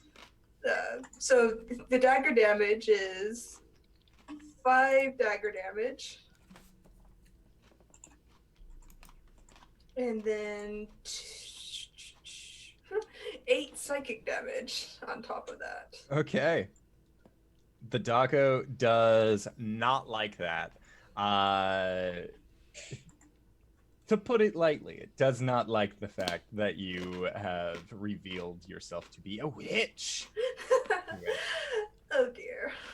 Okay, so was that bonus action and action? Or just Yes. action? Okay, sounds good. So then next up is going to be one of the security detail magmen. And they are going to rush up towards. They see whoever was in the front, which would be Jade, I believe, at this point, because you had fallen forward. So they are going to try and reach out and like slap down at you. I don't believe though that a 12 will hit. No. So they are ineffective. Then it is the second Magman's chance, who is also going to rush up to try and apprehend this ne'er-do-well. How many magmen were there? There were 3 in total. Oh. You already dealt with one. He popped and exploded, and there might be a small Popped him. flyer that is currently Happens to the best of us. that is currently starting. But a 11 does not hit our No. dear friend Jade. So next up, Jade, you have 2 magmen on you. Oh gosh. So they're within 5 feet of me then? Yes, you have 2 within 5 feet of you. I don't like it. She's gonna pull out her short sword and run her hand around it, and there'll be green flames on it. And she hits out at one of them. Whichever's closer. Does a 17 Green hit. flame! A 17 does hit. Cool. They will take 9 points of piercing damage, and the buddy next to them will take 1 point of fire damage. No, they won't. They're No, made of they fire. But, just looks cool.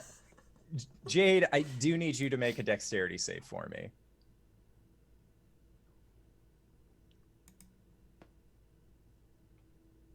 It's never been easier with D&D Beyond to roll a 10.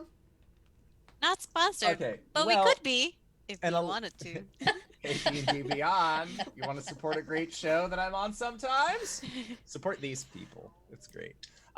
So an 11 was actually what you were looking for. So you are going to be taking 2d6 fire damage.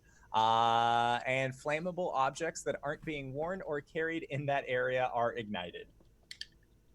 So you're going to be taking 4 points of fire damage. Okay. Thank you. May I As have this another? magman just explodes. I mean, if you attack the other magman that's on you, yeah. And then that was it for Jade, unless you had a bonus action that you No, wanted to do. she's done. Okay. Sounds good. So then next up are them two doggos. Them two And doggos. They Just- are. One of them is going to rush up onto Jade and try and do a bite towards you. They have pack tactics for this. So does a 19 hit? Yup. Okay, so with a 19, that is going to be for 9 points of piercing and 6 points of fire. Cool. And the second hellhound that is in the back, you see, takes a deep breath in, and then they are going to exhale. So I need for everybody to make a dexterity save. Oh boy. I'm going back to rolling my dice instead of D&D Beyond. 21. Thanks, D&D Beyond. It's never been easier. Natural 20 for a 23. Thank you, D&D Beyond. 15. Okay. What'd you get, Jade? 10. A 10? So Jade, you fail. Everyone else succeeds. So if you succeeded, you are only going to be taking half of this. It's a pity I don't have my uncanny dodge yet. Uncanny doge. Doge. But I do not. So on a fail, you take 20 points of fire damage. On a success, you take half. Jade is down. Oh no. We do have a potion of healing. Uh-huh. You just see a crispy halfling just go flop. Oh boy. Still kind of like little cinders coming off of them. All right, so that was it for both of their turns. Back at the top of the round, Yeah. it's June. And June, Dragon's Breath is concentration, correct? For her, From yeah. Zaya, since you took damage, I need you to make a concentration check. Okay, that's what, That's just Constitution, and you're trying to get over a 10. 16. Okay, cool. Dragon's Breath Okay. is still up, so June, you still got your icy Dragon's Breath. Yeah, I'm gonna, 2d6. I'm, you know, because halflings are much like the hobbits. They're based on both brave and stupid. I'm gonna run over and stand over my sister's body to protect her, and do Dragon's Breath at the people that were attacking her. It's a 15-foot cone, Yeah. so just however many of them there are. All three of them must make yeah. this save. So against whatever her number is, and the other take this much or half. So 10 or 5 if they succeed. Okay, so Cold damage. the Magman fails and takes the full 10. Yep. So Juniper, I need you to make a dexterity save. Yeah, it's fine. She protects. Jade, this will count as one failed death save as the Magman explodes at close quarters. Yeah. A 20. 20 is good, so you're. But, well, only it's like gonna a be nat taking 20, so half. obviously it's higher than that. But Move back with your sister. So you take 3 Listen. points of fire damage. Okay. And then if I have some movement, I would like to slowly start to drag my sister away. Okay, sounds good. So you do know that you are near enough on one of these hellhounds that you would provoke an attack of opportunity if you tried to move away from them at this point. You Is can there make, still a like- magman there? No, all the magmen have exploded. Okay, then I will stand my ground, but I'll Okay. stand in front of her so that any attacks from them would be on me and not not anywhere near her. Sounds good. Next up, Zaya. I will shield her. All right. I don't have any healing spells.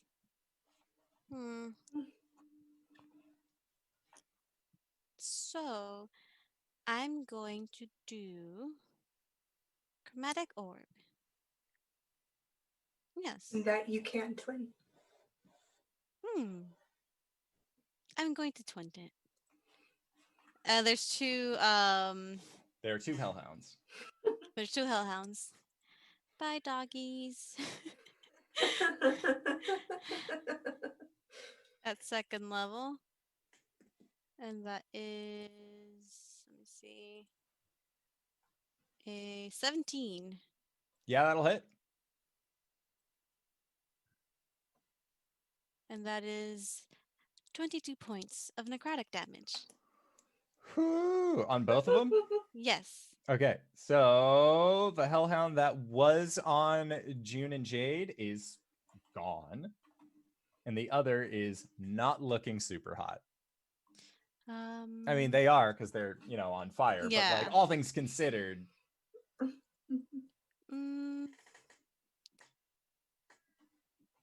That's all I have. Good luck. Okay, sounds good. So then next up, Piper. Piper will go over to Jade and just kind of tap the top of her head and say, now, none of that, and cast Cure Wounds.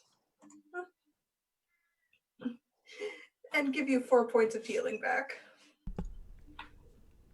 Cool. And then turn to the dog. I want to keep you.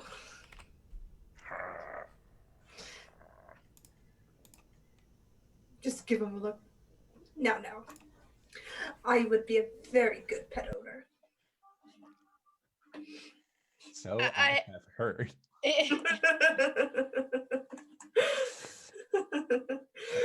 But I place myself between the halflings and the doggo. Okay, next up is going to be Jade.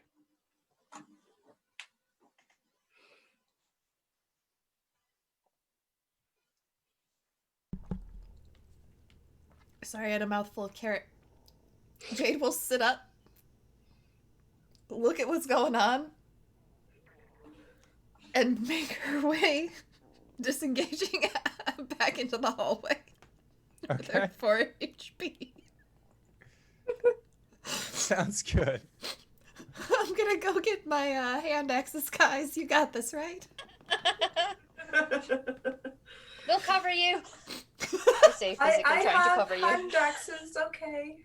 Bye. Okay, so Jade is disengaging to retrieve hand axes previously used. Next up is the Hellhound, who is now by themselves, but an absolute snack of a fish has brought themselves directly before them, standing next to June. So they are going to try and make a quick meal out of you. They don't. They don't. Just in general. That is a. I'm going to guess that a 12 doesn't hit you. No. Well, it was a fair attempt. So that is it for their turn. Next up, June. I'll just squat down to the I dog's think you can level. still use Dragon's Breath. Yeah. 1 minute. Cool. I'm gonna go underneath Piper's legs and just Dragon's Breath out at the dog. Okay. So it fails its save. Cool. So 4, 5, 8, 9 damage. 9 cold. Okay. It takes the full brunt of the cold damage. Flop on my back and just wave up at Piper. Piper goes, goody, don't steal my knives. I have my own. Next up, Zaya. Let's flap. Go for it. 24. Yeah, that'll hit. 7. Okay. once again, down. What does it look like when you drop this dog? Just like, sorry, puppy. So it's like almost like a pet on the head. It's not even a slap. It's just like, boop, boop. And it's just, oh. Yeah. All right, so you have successfully killed all of the guards leading into what you can assume is the treasure area. Jade, you are able to go back, retrieve your axes. The plate clicks upwards, and you are able to then go back to your party. So, I would like out to of combat. second wind as I do this. Oh yeah, no, Also. that's a good choice. I'm gonna go. There's Is one the potion of healing. mm-hmm? Who would I'm gonna like it? spy out this door if I can for getting through. Is this an unlocked door? Jade, take the potion of healing. Oh, I'm gonna take that too. There you go. It looks, it definitely looks like it is a locked door, so you're going to need to use a few thieves' tools to get through. Thanks for the follow, Nat 20 charisma _ Yeah. And welcome to Thanks. Twitch. I'm gonna take my thieves' tools out of my hair and give it a bash. I'll just Okay. touch Juniper's shoulder and say, I believe in you. And give her a bardic inspiration. Oh, thanks. I'm just gonna give her an awkward smile because Zaya doesn't usually smile and a thumbs up. It's like, have you ever seen the Addams Family movie where Wednesday smiles? Yeah. It's that. It's an 18. I'll hold on to the inspiration if I can. If the It's For sure. only for about a minute or 10 minutes. Yeah, It's 10 minutes, yeah. Holding on to it's probably not a bad idea. Yeah. So, you hear the satisfying click of the door, and you know that it is open, and you can see that this is where the tubes have led. This is definitely where the treasure that you are after currently is. And as you peek inside of the door, you can see that there is just a mountain of treasure that is just placed up before you. There are like swords precariously jammed into treasure. There's gemmies. There's all sorts of wonderful, fine things that can be found here. Thankfully, for the more fragile looking items like vases or alchemical jugs, there are shelving units that are set along the side. You can see a couple like bags that are set not directly next to each other, as there is a risk of bag on bag action, which would ruin things for everyone. We don't support bag on bag action here. Yeah, not here. But this does look like the treasure room that you are currently that you have currently been seeking.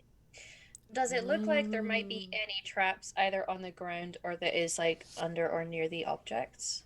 Make a perception check. Okay. Do I spy any more potions of healing in this treasure room? I'm gonna use that inspiration. Where are you at 6 right now? Yeah. Make a perception check to spot potions. See if you can spot a potion of healing. Okay. 15 for traps. 13 for potions. Okay, a 13. You definitely spy a rack that has potions of assorted colors that are all kind of placed next to each other, but they don't seem like they have any indication of what these potions are. And looking around for traps, you don't spy any traps. I'm just gonna take the bag of holding and just start. Yeah. Everyone grab a bag.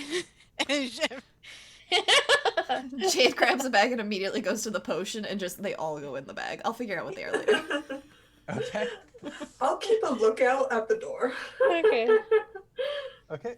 Sounds good. So, as you are all in the process of scooping up everything that you can into these bags, you get about a fourth of the way through. And Piper, that is when a very, very large meaty fist seems to apparate from the air directly behind you as a backhanded fist connects with your fishy body and seems to send you sprawling with a natural 20 Oh, as jeez, yeah. this large gorilla styled creature with nasty gnarled teeth. They have blue face, hellish red fur, just seems to appear almost as if they were invisibly waiting for trespassers that they had been. So this creature is going to roll for their nat 20 damage. That is going to be for 19 points of bludgeoning. Oh no. Piper's down. Boom. Oops.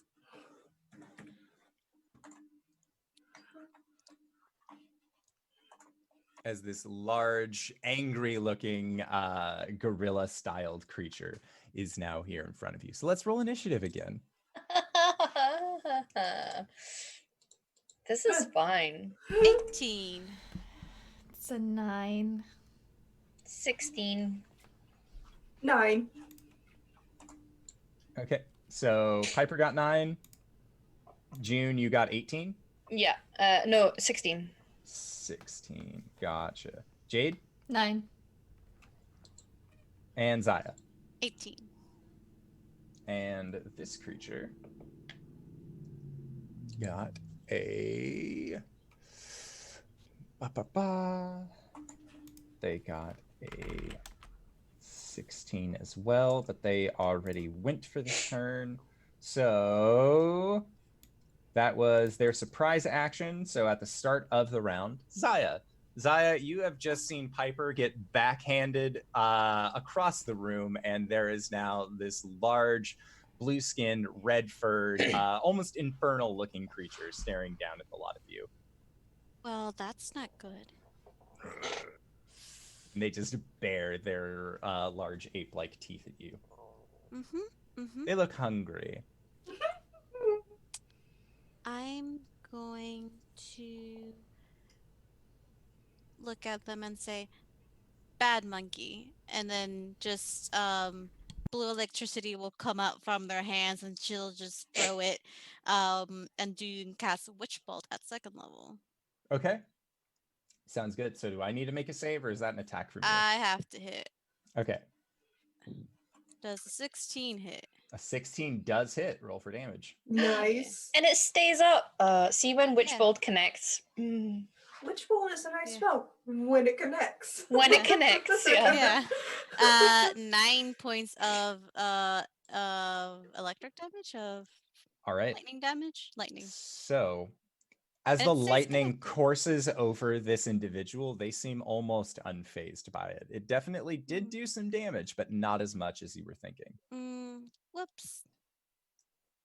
All right. So that was your turn, Zaya. Did you have anything that you wanted to do as a bonus action? Can I cast a cantrip as a bonus action? Yeah. Okay. Then I'm going to cast poison spray. So unless it has the casting time of a bonus action, you would have to use the quicken spell meta magic. I'll use a quicken spell. Okay. And use poison breath as a bonus action. So I have that. Haha. Okay. And I have to make a con save of 13.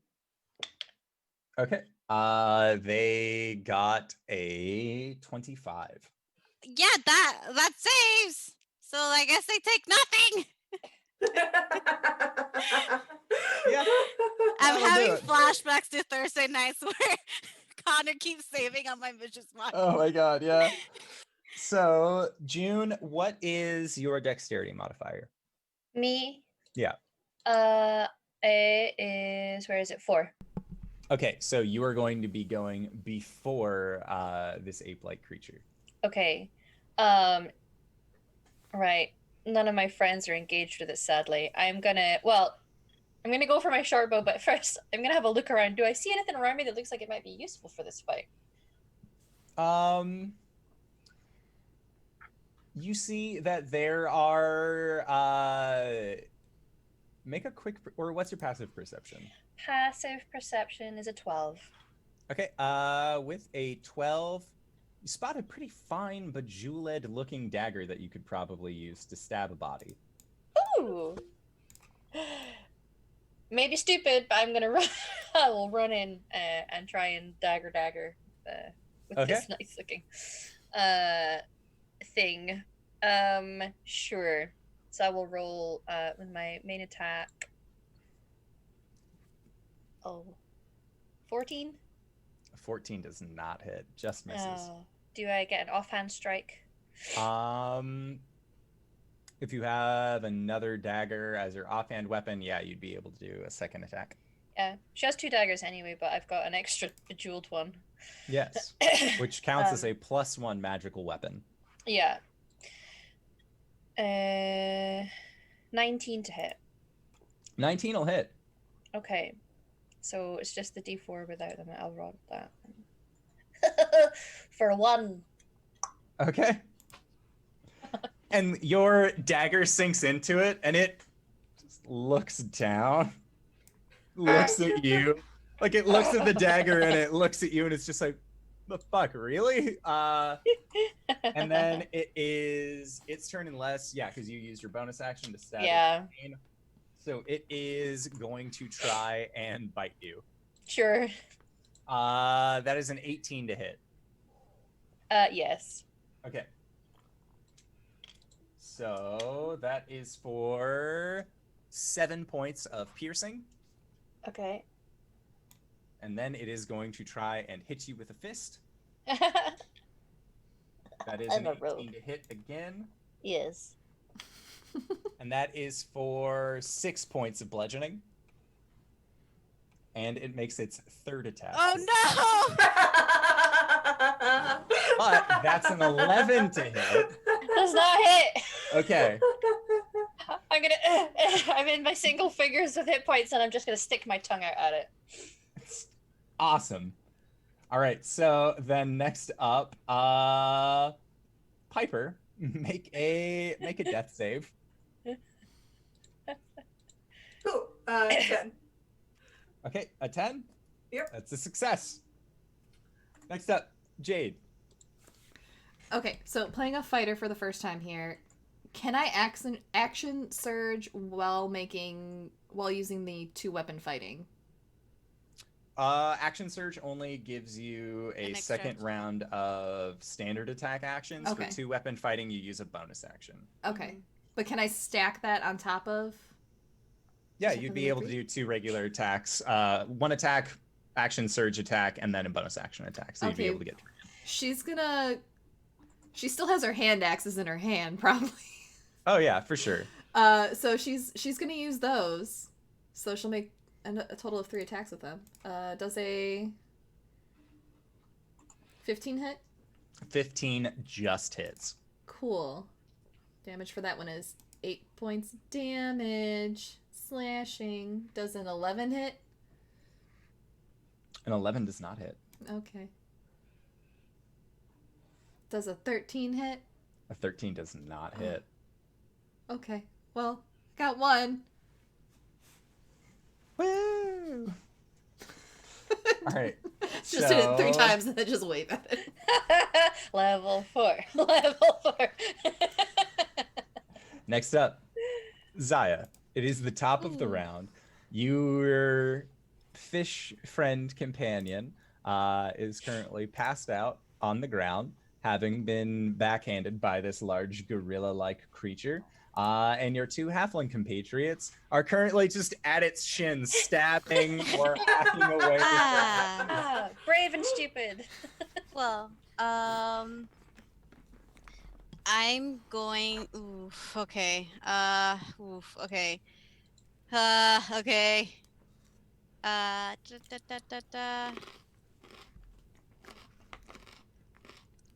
Okay, I'm going to use a sorcery point to use Quicken Spell and drop my concentration on Witch Bolt to cast darkness on it so it can't see.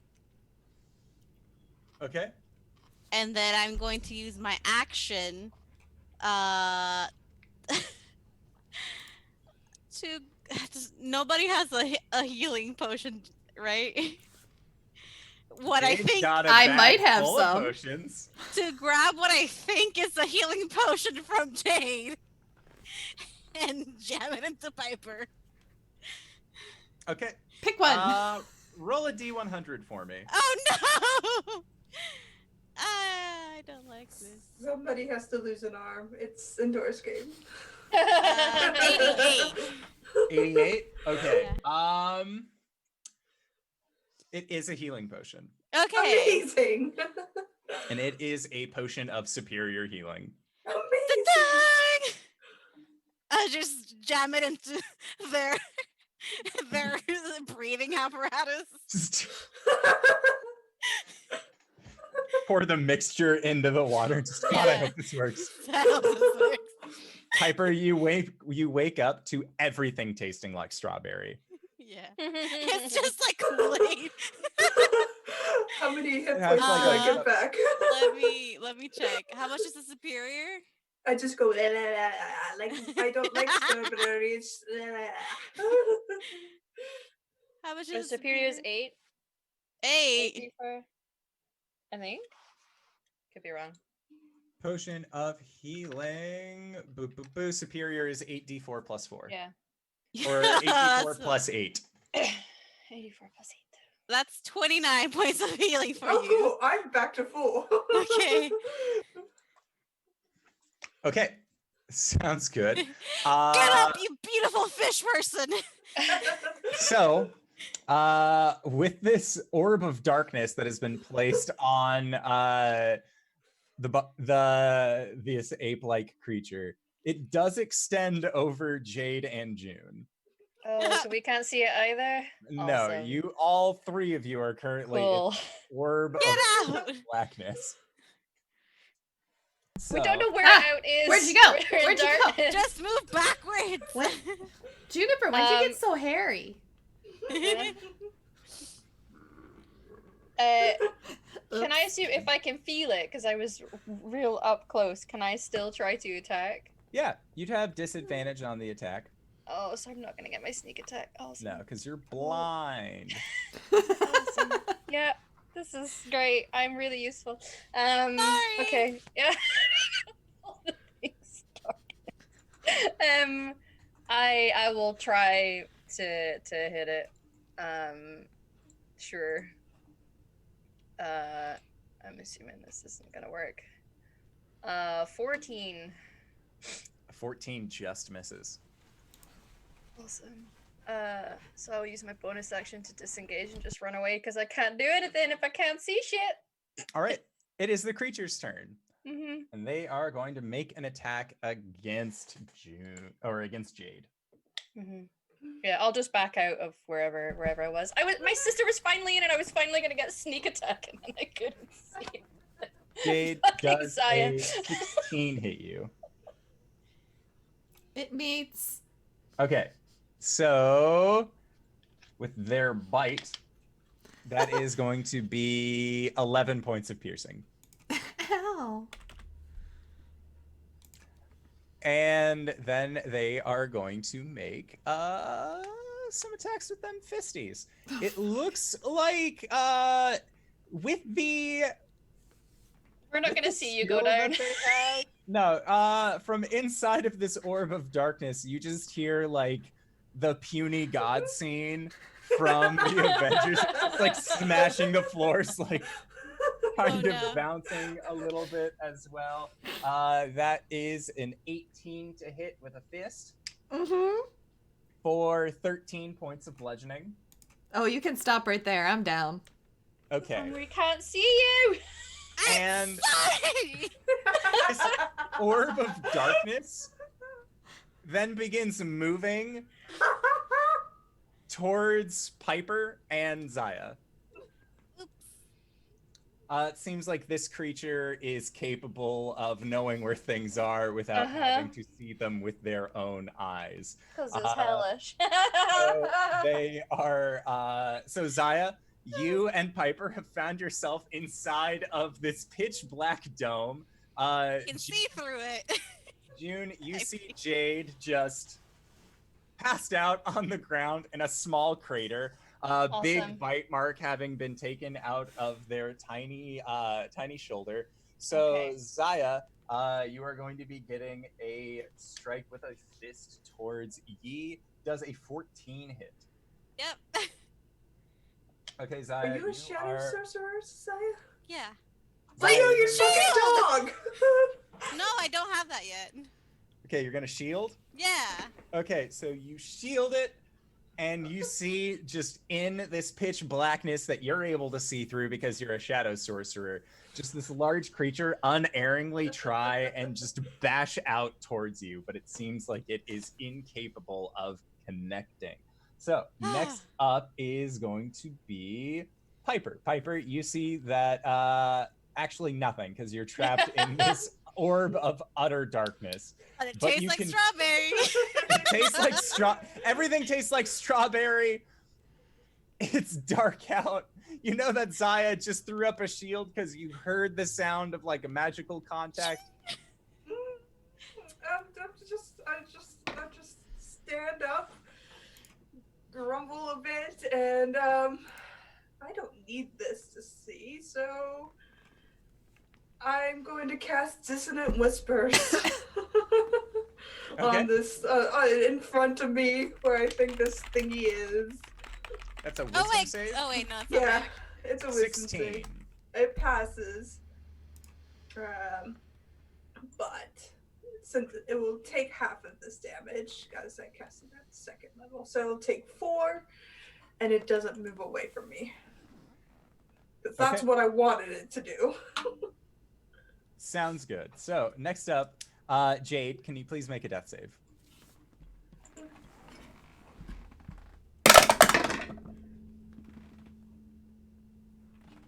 It's a 4.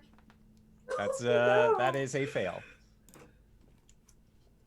I blame RJ for this. He He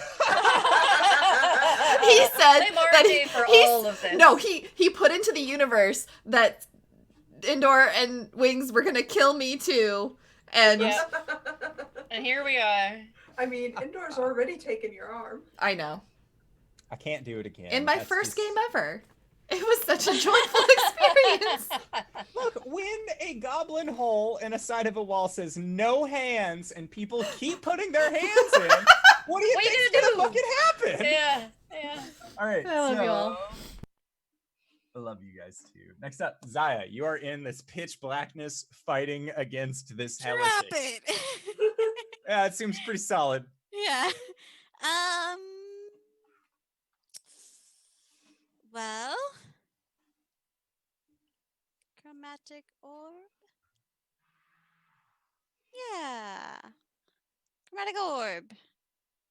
I'm gonna cast it at first level. Okay. Da, da, da. Does a 16 hit? 16 does hit. What kind of damage Yay. you doing? Acid. Okay. It is 18 points of acid damage. Holy shit. Okay. Nice. Yeah, it does not like the acid damage that it It's has. just like they're just staring at it, like acid, and then a little ball of just green just shoots out from their finger and hits them. Nice. All right, so next up, Juniper. Right. I'm gonna call over Piper, hail my sister. And I'm gonna run up with my new dagger.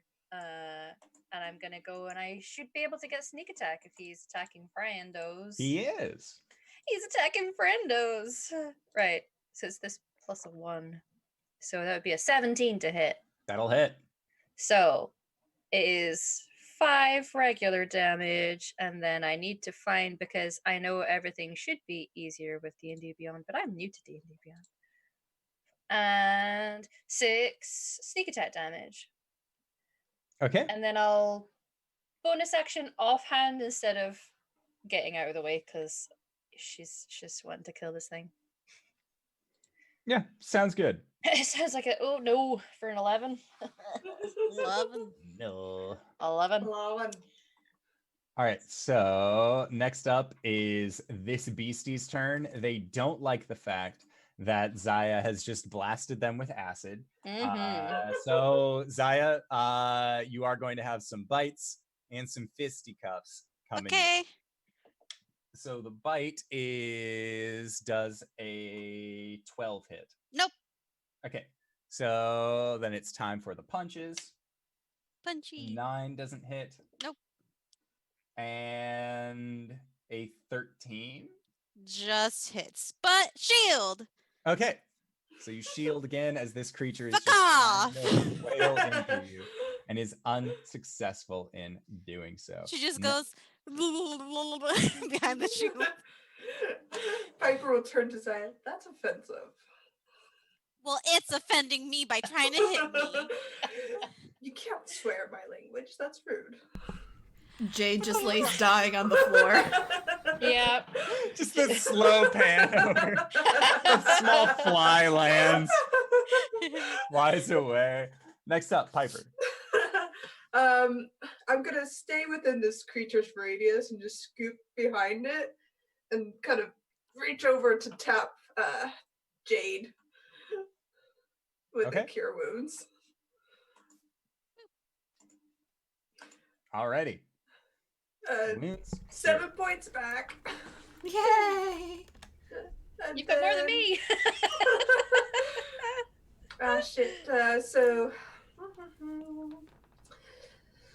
Bonus action. Say to Jade, you better get up, dear. Otherwise, we'll die. And give Bardic inspiration. No pressure. Cool. Okay. Enjoy it. Next up, Jade. Just gonna.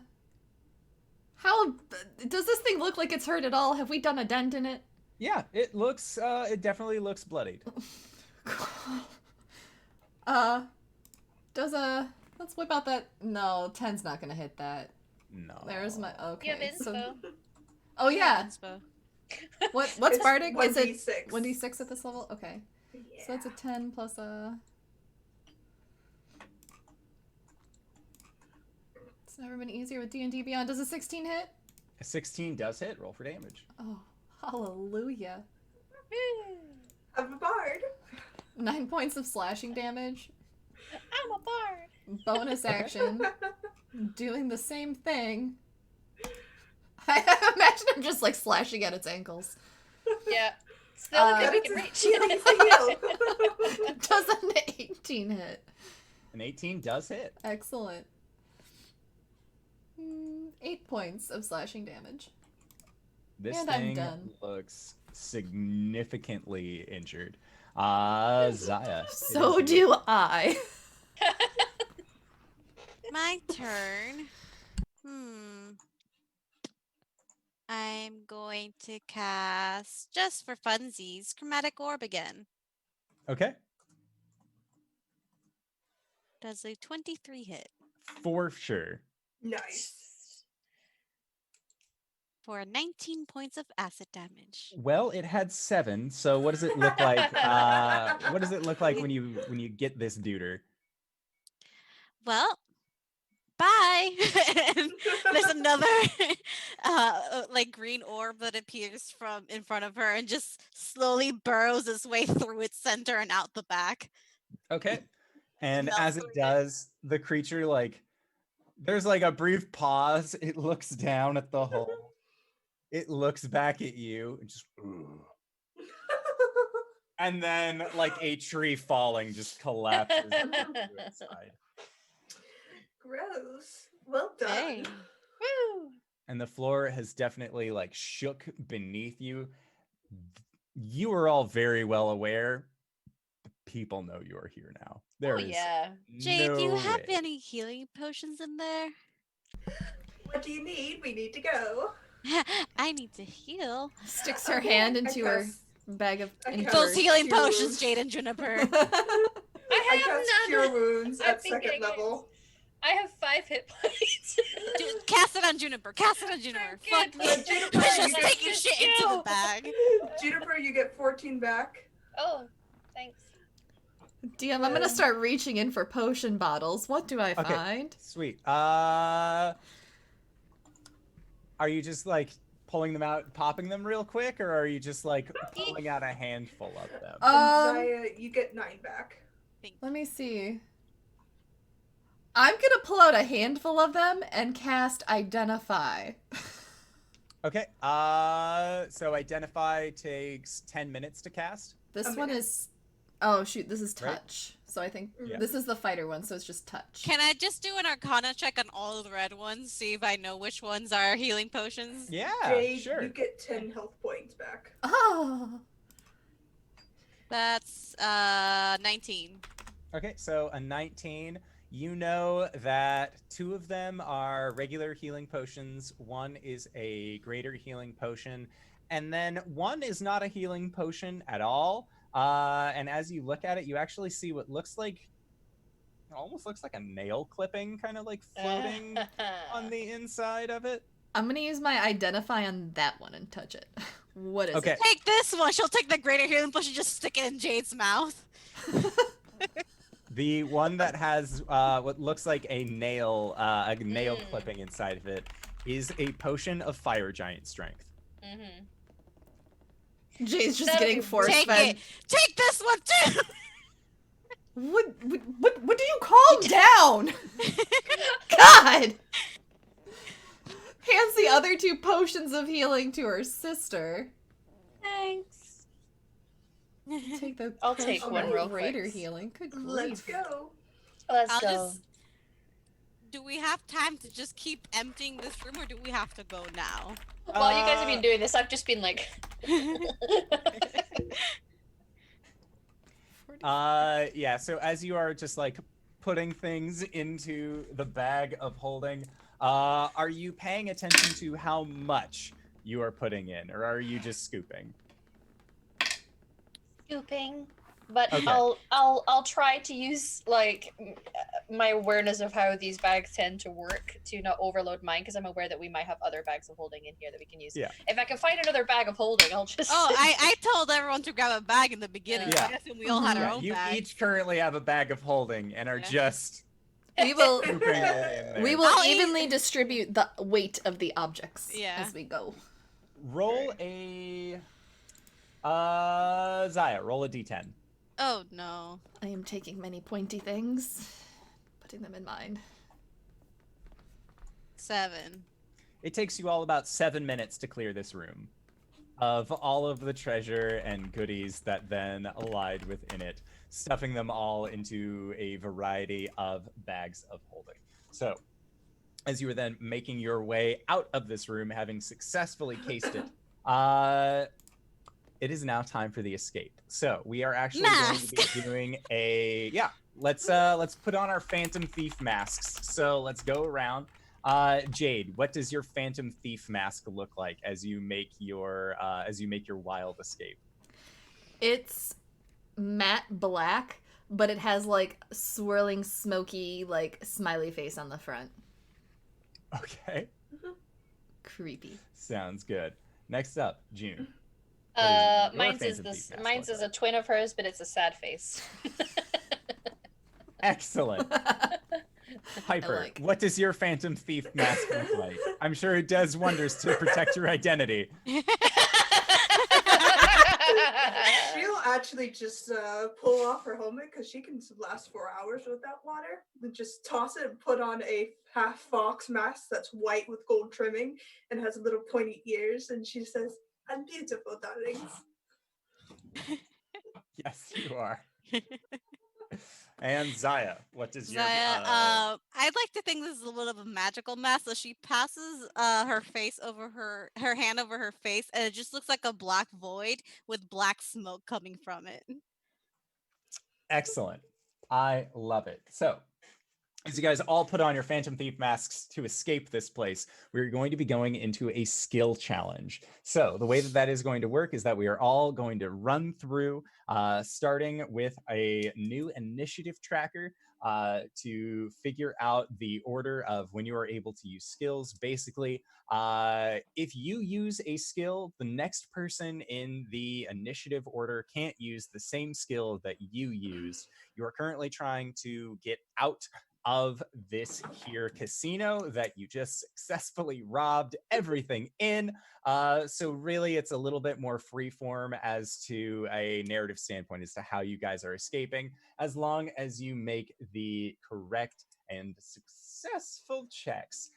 If you end up failing, as there is going to be a set DC for each of your checks, something negative will happen versus something positive that's happening. So let's figure out how things are going with that. So, Jade, what is your initiative? 18. Okay. June? Also 18. Okay. I'm Twins. assuming my dex, I know, right? Yeah. It's a suitable ending. My dex mod is 4, so I don't So know is if that means mine. anything. Oh! Twins! Okay. We'll say that Jade, who did you say was the older sister? Junie. By 2 minutes. Yeah, so June will be going first. Okay. She always Okay. gets to go first. Piper, It's what'd you fine. get? 17. And Zaya. Natural 24, 23. Oh my god.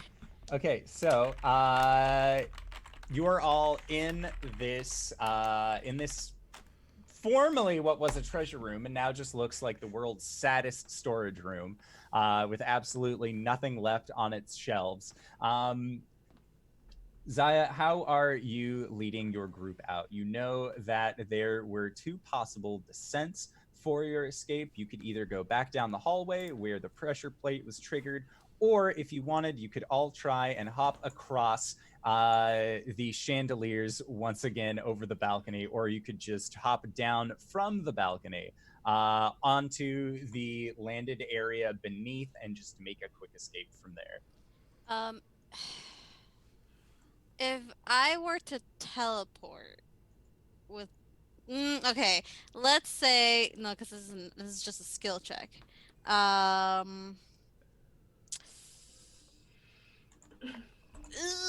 did I go first? What's the other way? Like just back down the hole, the hall. There is hallway, balcony, to then go to the stairwell, or just a straight drop down into the gambling area.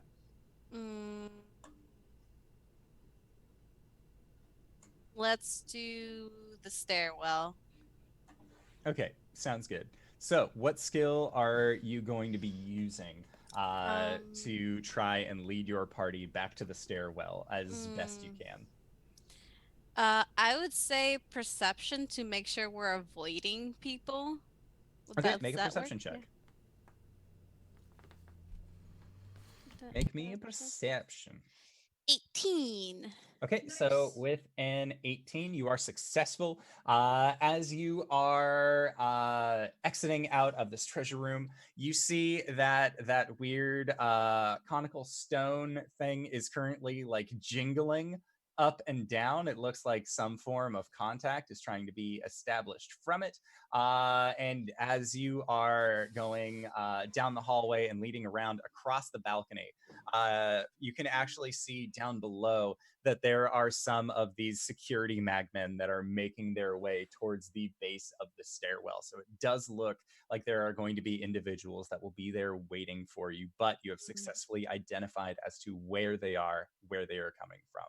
So that counts as a success. Next up, June. Zaya has identified that these individuals are making their way up the stairs. What skill would you like to use for this? I would like to use stealth. I will be trying to find the most hidden and unseen passage and hope that my comrades behind me are following in my footsteps, basically, to try and lead us in the most unseen way possible. Okay, sounds good. So make a stealth check. Okay. 12 plus 8 would be a dirty 20. Okay, so I'm gonna. as you round the corner, you're at the top of the stairs. You know that there were the 3 rooms that were set along the side. There was the manager's room, there was the break room with the winky face emoticon, and then there was the storage room. You know that you are skilled enough in thieves' tools that you could easily crack one of these locks, and you and your group could hide inside, wait for the magman to pass, open up the door, and then come back out. Which door would you like to hide in? Or hide behind? You said so. There's a break ma- room and what are all the There's rooms the for my manager's options? room, Manager's room. break room with the winky face emoticon, and then a storage room. Oh, storage room. It's really tempting to go in that winky face emoji, but I'll go the storage room. Okay, so yeah, as you go into the storage room, it is just full of chips for the casino itself. You already stole everything worth getting with the chips, but there are just chips everywhere within this room. I am gonna take a bunch and be like, just in case we need to create chaos, just throw them in the air and distract everyone with it. So grab what you can, everyone. Okay, and as you are all stealthing, grabbing chips, you hear the sound of magman feet rushing by the door, so you know that this initial pass of guards searching for you has passed by. So with that, next up, Jade. What would you like to do for this skill check? So you can't use stealth. That's the only thing.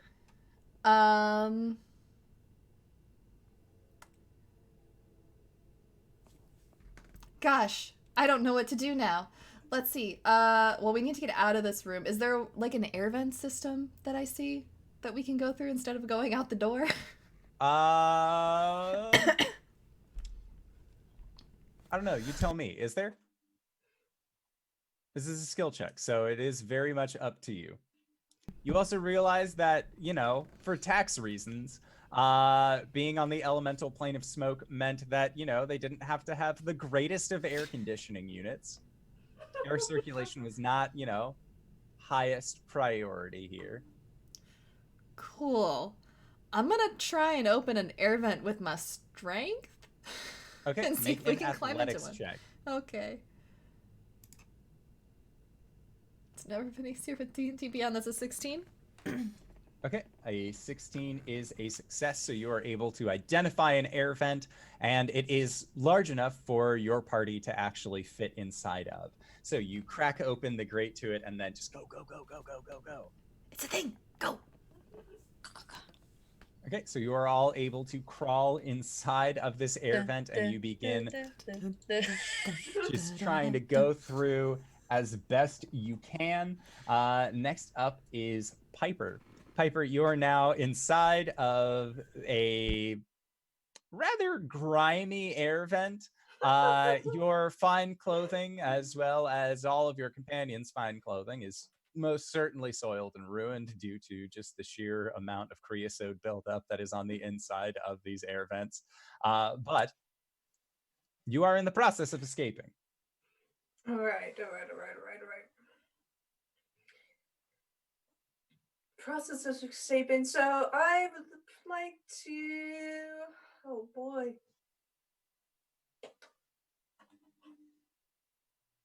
Yeah. From where I am, trying to map out the things in my mind, like where we should travel and whatnot, I will use a survival skill to guide my companions through these air vents. Okay, make a survival check. 18. Okay, 18 is a success. So with your innate knowledge of air vent systems for casinos, you gotta have a specialist on the team for something.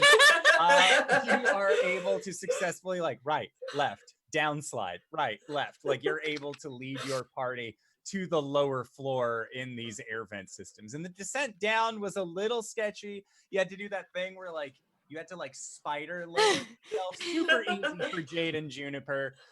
Zaya, I'm guessing that that's, like, a good blessing of the Raven Queen. Yeah. Like, shit. Yeah. She just appears down there with like looking all ghostly and like skeletal. Hi. Mm. Hello. So Zaya, it is actually the top of the skill challenge with you. You are now on the bottom floor in the air vent system. You know that your escape is very easily within your grasp. Would I be able to use perception again to see where the noises are coming from? To see where I need to go? I would say yes. Okay. Da, da, da, da, da, da, da, da, da, da, da, da, 19. With a 19, okay, that is successful enough. You are able to find an exit to an air duct that is actually at the base of the floor near the entrance to this building. So as you get up to that, you're able to kind of push open the air duct, and you and your party are able to get out. You just need one more success, and then you are all off scot-free. So, Juniper, Juniper, please. All right, just as we're about to leave, I'd like to think perhaps people might look our way as we emerge because we're dirty and smoky and all this sort of stuff. So I'd like to say now, and I'm going to sleight of hand and just chips everywhere for everyone, so that it just becomes Okay. chaos in front of us, and use the chaos to try and run away.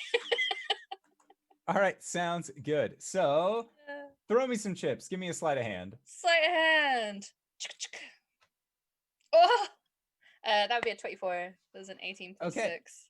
So, that is a Snip that as resounding well. success. Thanks, D&D. So you throw these chips everywhere, and as you do, chaos ensues. It seems like this is exactly what you wanted to have happen. People are just like kind of shoving each other out of the way to get at all of these coins. You see that Algira from the far back of this building, who has their smiling face, face lowers into a grimace, and you see those reddish flames that seem to wreath around him turn into this salty blue color. And they look in the direction of your group, but they can't make out your faces because you all have your Phantom Thief masks on. Even Piper, it seems like they are just unable to identify There's so the many lone people fish moving, person. and Yeah. The mask just make you look exact just at the mask, except and nothing else. It's just the mask. We have pulled a Clark Kent. Yeah. As this chaos is ensuing, people are pushing the magmen out of the way. There is a beholder who is there, who is very excited about these chips and is just like shoving people out of the way with their orb-styled body. And as people are pushing and starting to get aggressive towards each other, you see a beam shoot out from this beholder and peer through some of the slot machines and some of the magmen. The slot machines explode into more coins. The magmen explode. And this is chaos. You are watching as the reason why you go to the elemental plane of smoke for tax purposes often leads to a bad time, as you're all making a quick escape out. As you are disappearing from this plane, being pulled back, having successfully heisted this casino, you watch as people are beginning to run out.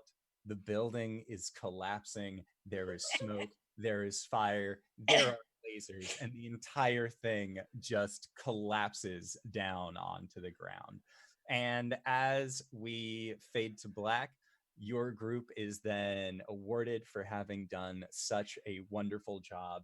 And in the post-credit scene, as a wonderful Minotaur dialect rendition of Wonderwall on acoustic is played over the credits, it fades, and in the ashen remains of what was once Algira's House of Wonder, Algira stands, takes a deep breath while petting Sooty, his cat, and looks over towards Harvey who is still there with him.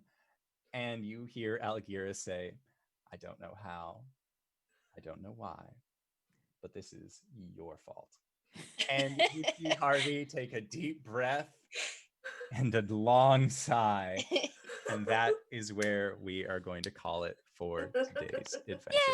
Yay! Oh my gosh, that was so much fun! Thank you so much, Indoor. So yeah, you guys have magic items and money, and it doesn't matter, it's a one-shot. Ruin it. It's Ruin the fine. economy.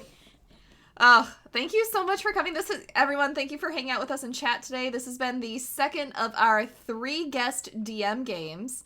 We're gonna go around the screen. I'll go ahead and start. On this channel, we don't do much self-promo, so I'm just gonna tell you where you can find me on social media if you want to see the other things I do, and the charity that I choose to champion. Hey, my name's Sarah. I'm your friendly neighborhood hype goblin, and your favorite internet auntie. Go drink some water, get a snack, take your meds. I'm here. I'm on the internet. You can find me at the Hype Goblin on all the things. My charity of choice is I Need Diverse Games. They're a charity organization that champions diversity and representation in the video game industry and in all the games that we know and love. So if you're interested in finding more out about them, I'm gonna put in a link, and we're gonna go over to Indoor. Hello, everybody. If you've made it this far, you probably already know who I am. It's me. I'm the Indoor Adventurer. You can find me on Twitter at IndoorWhatTheFuck or on Twitch at twitch.tv/IndoorAdventures. As far as other games, this is my hell week. I'm playing games almost every single night of the week this week, except for 2, and those days are for home games. So, you know, I like tabletop stuff. If you also like tabletop games, consider going there, checking it out. It's a good time. Satan's on there for the next 2 days as well. But the charity of choice that I would like to champion is the Tiny Changes organization, which is to help out Scottish youths handle any kind of depression that they may get. Because as Koss has explained to us frequently, that place is just darkness for half the year. There is Yes. no sunshine there. I can When confirm. it is It's only my- sunshine. It's my homeland. I can confirm this. Yeah. Yeah, so go consider checking out the Tiny Changes organization. It's a good cause. Awesome, thank you. Emma, do your thing. Hey, I am now supporting Women's Aid Scotland, who support anyone that is affected by domestic abuse, either giving them respite or financial aid if they're needed, or just, you know, somewhere to go and talk. And that is who I am supporting. It's a charity very close to my heart. Love it. Jen, you're next. Hi, I'm Jen. I'm supporting the Bail Project. It is a nonprofit organization designed to combat mass incarceration by disrupting the money bail system. It is in support of local communities and low-income Americans. Very, very important. Very much needed, especially right now. And finally, last but not least, she is our resident DM on this channel. And her charity of choice is the one that all the income from this channel is going to this month. So listen up, and Satan, do your thing. Hi everyone, my name's Satan. If you want to know more about me, you can find me at AlysaVamp with 2 P's on the twits. All that's down below. But enough about me. The charity that I'm backing this month, and this channel is backing this month, is the Loveland Foundation. And through their partnership with Therapy for Black Girls, National Queer and Trans Therapists of Color Network, Talkspace, and the Open Path Collective, the Loveland Therapy Fund recipients will have access to a comprehensive list of mental health professionals across the country that provide high quality, culturally competent services to Black girls and women. So with your donation, you can provide free mental health care for Black girls and women all around the country. So go ahead. The link is in the chat. Thanks to our wonderful host. So yeah, check that out. Awesome. And as always, thank you for watching. We couldn't make these donations without you, the viewers, or, you know, without my players who sometimes like to surprise me with random sub bombings. But anyways, last month, we raised $37.50. This month, we're going for an even 40. Setting that bar A little bit higher. We can do it. And as always, y'all, drink your water, take your meds, go out. Well, don't go out, but go on the internet and tell someone you love them today. Bye. Bye.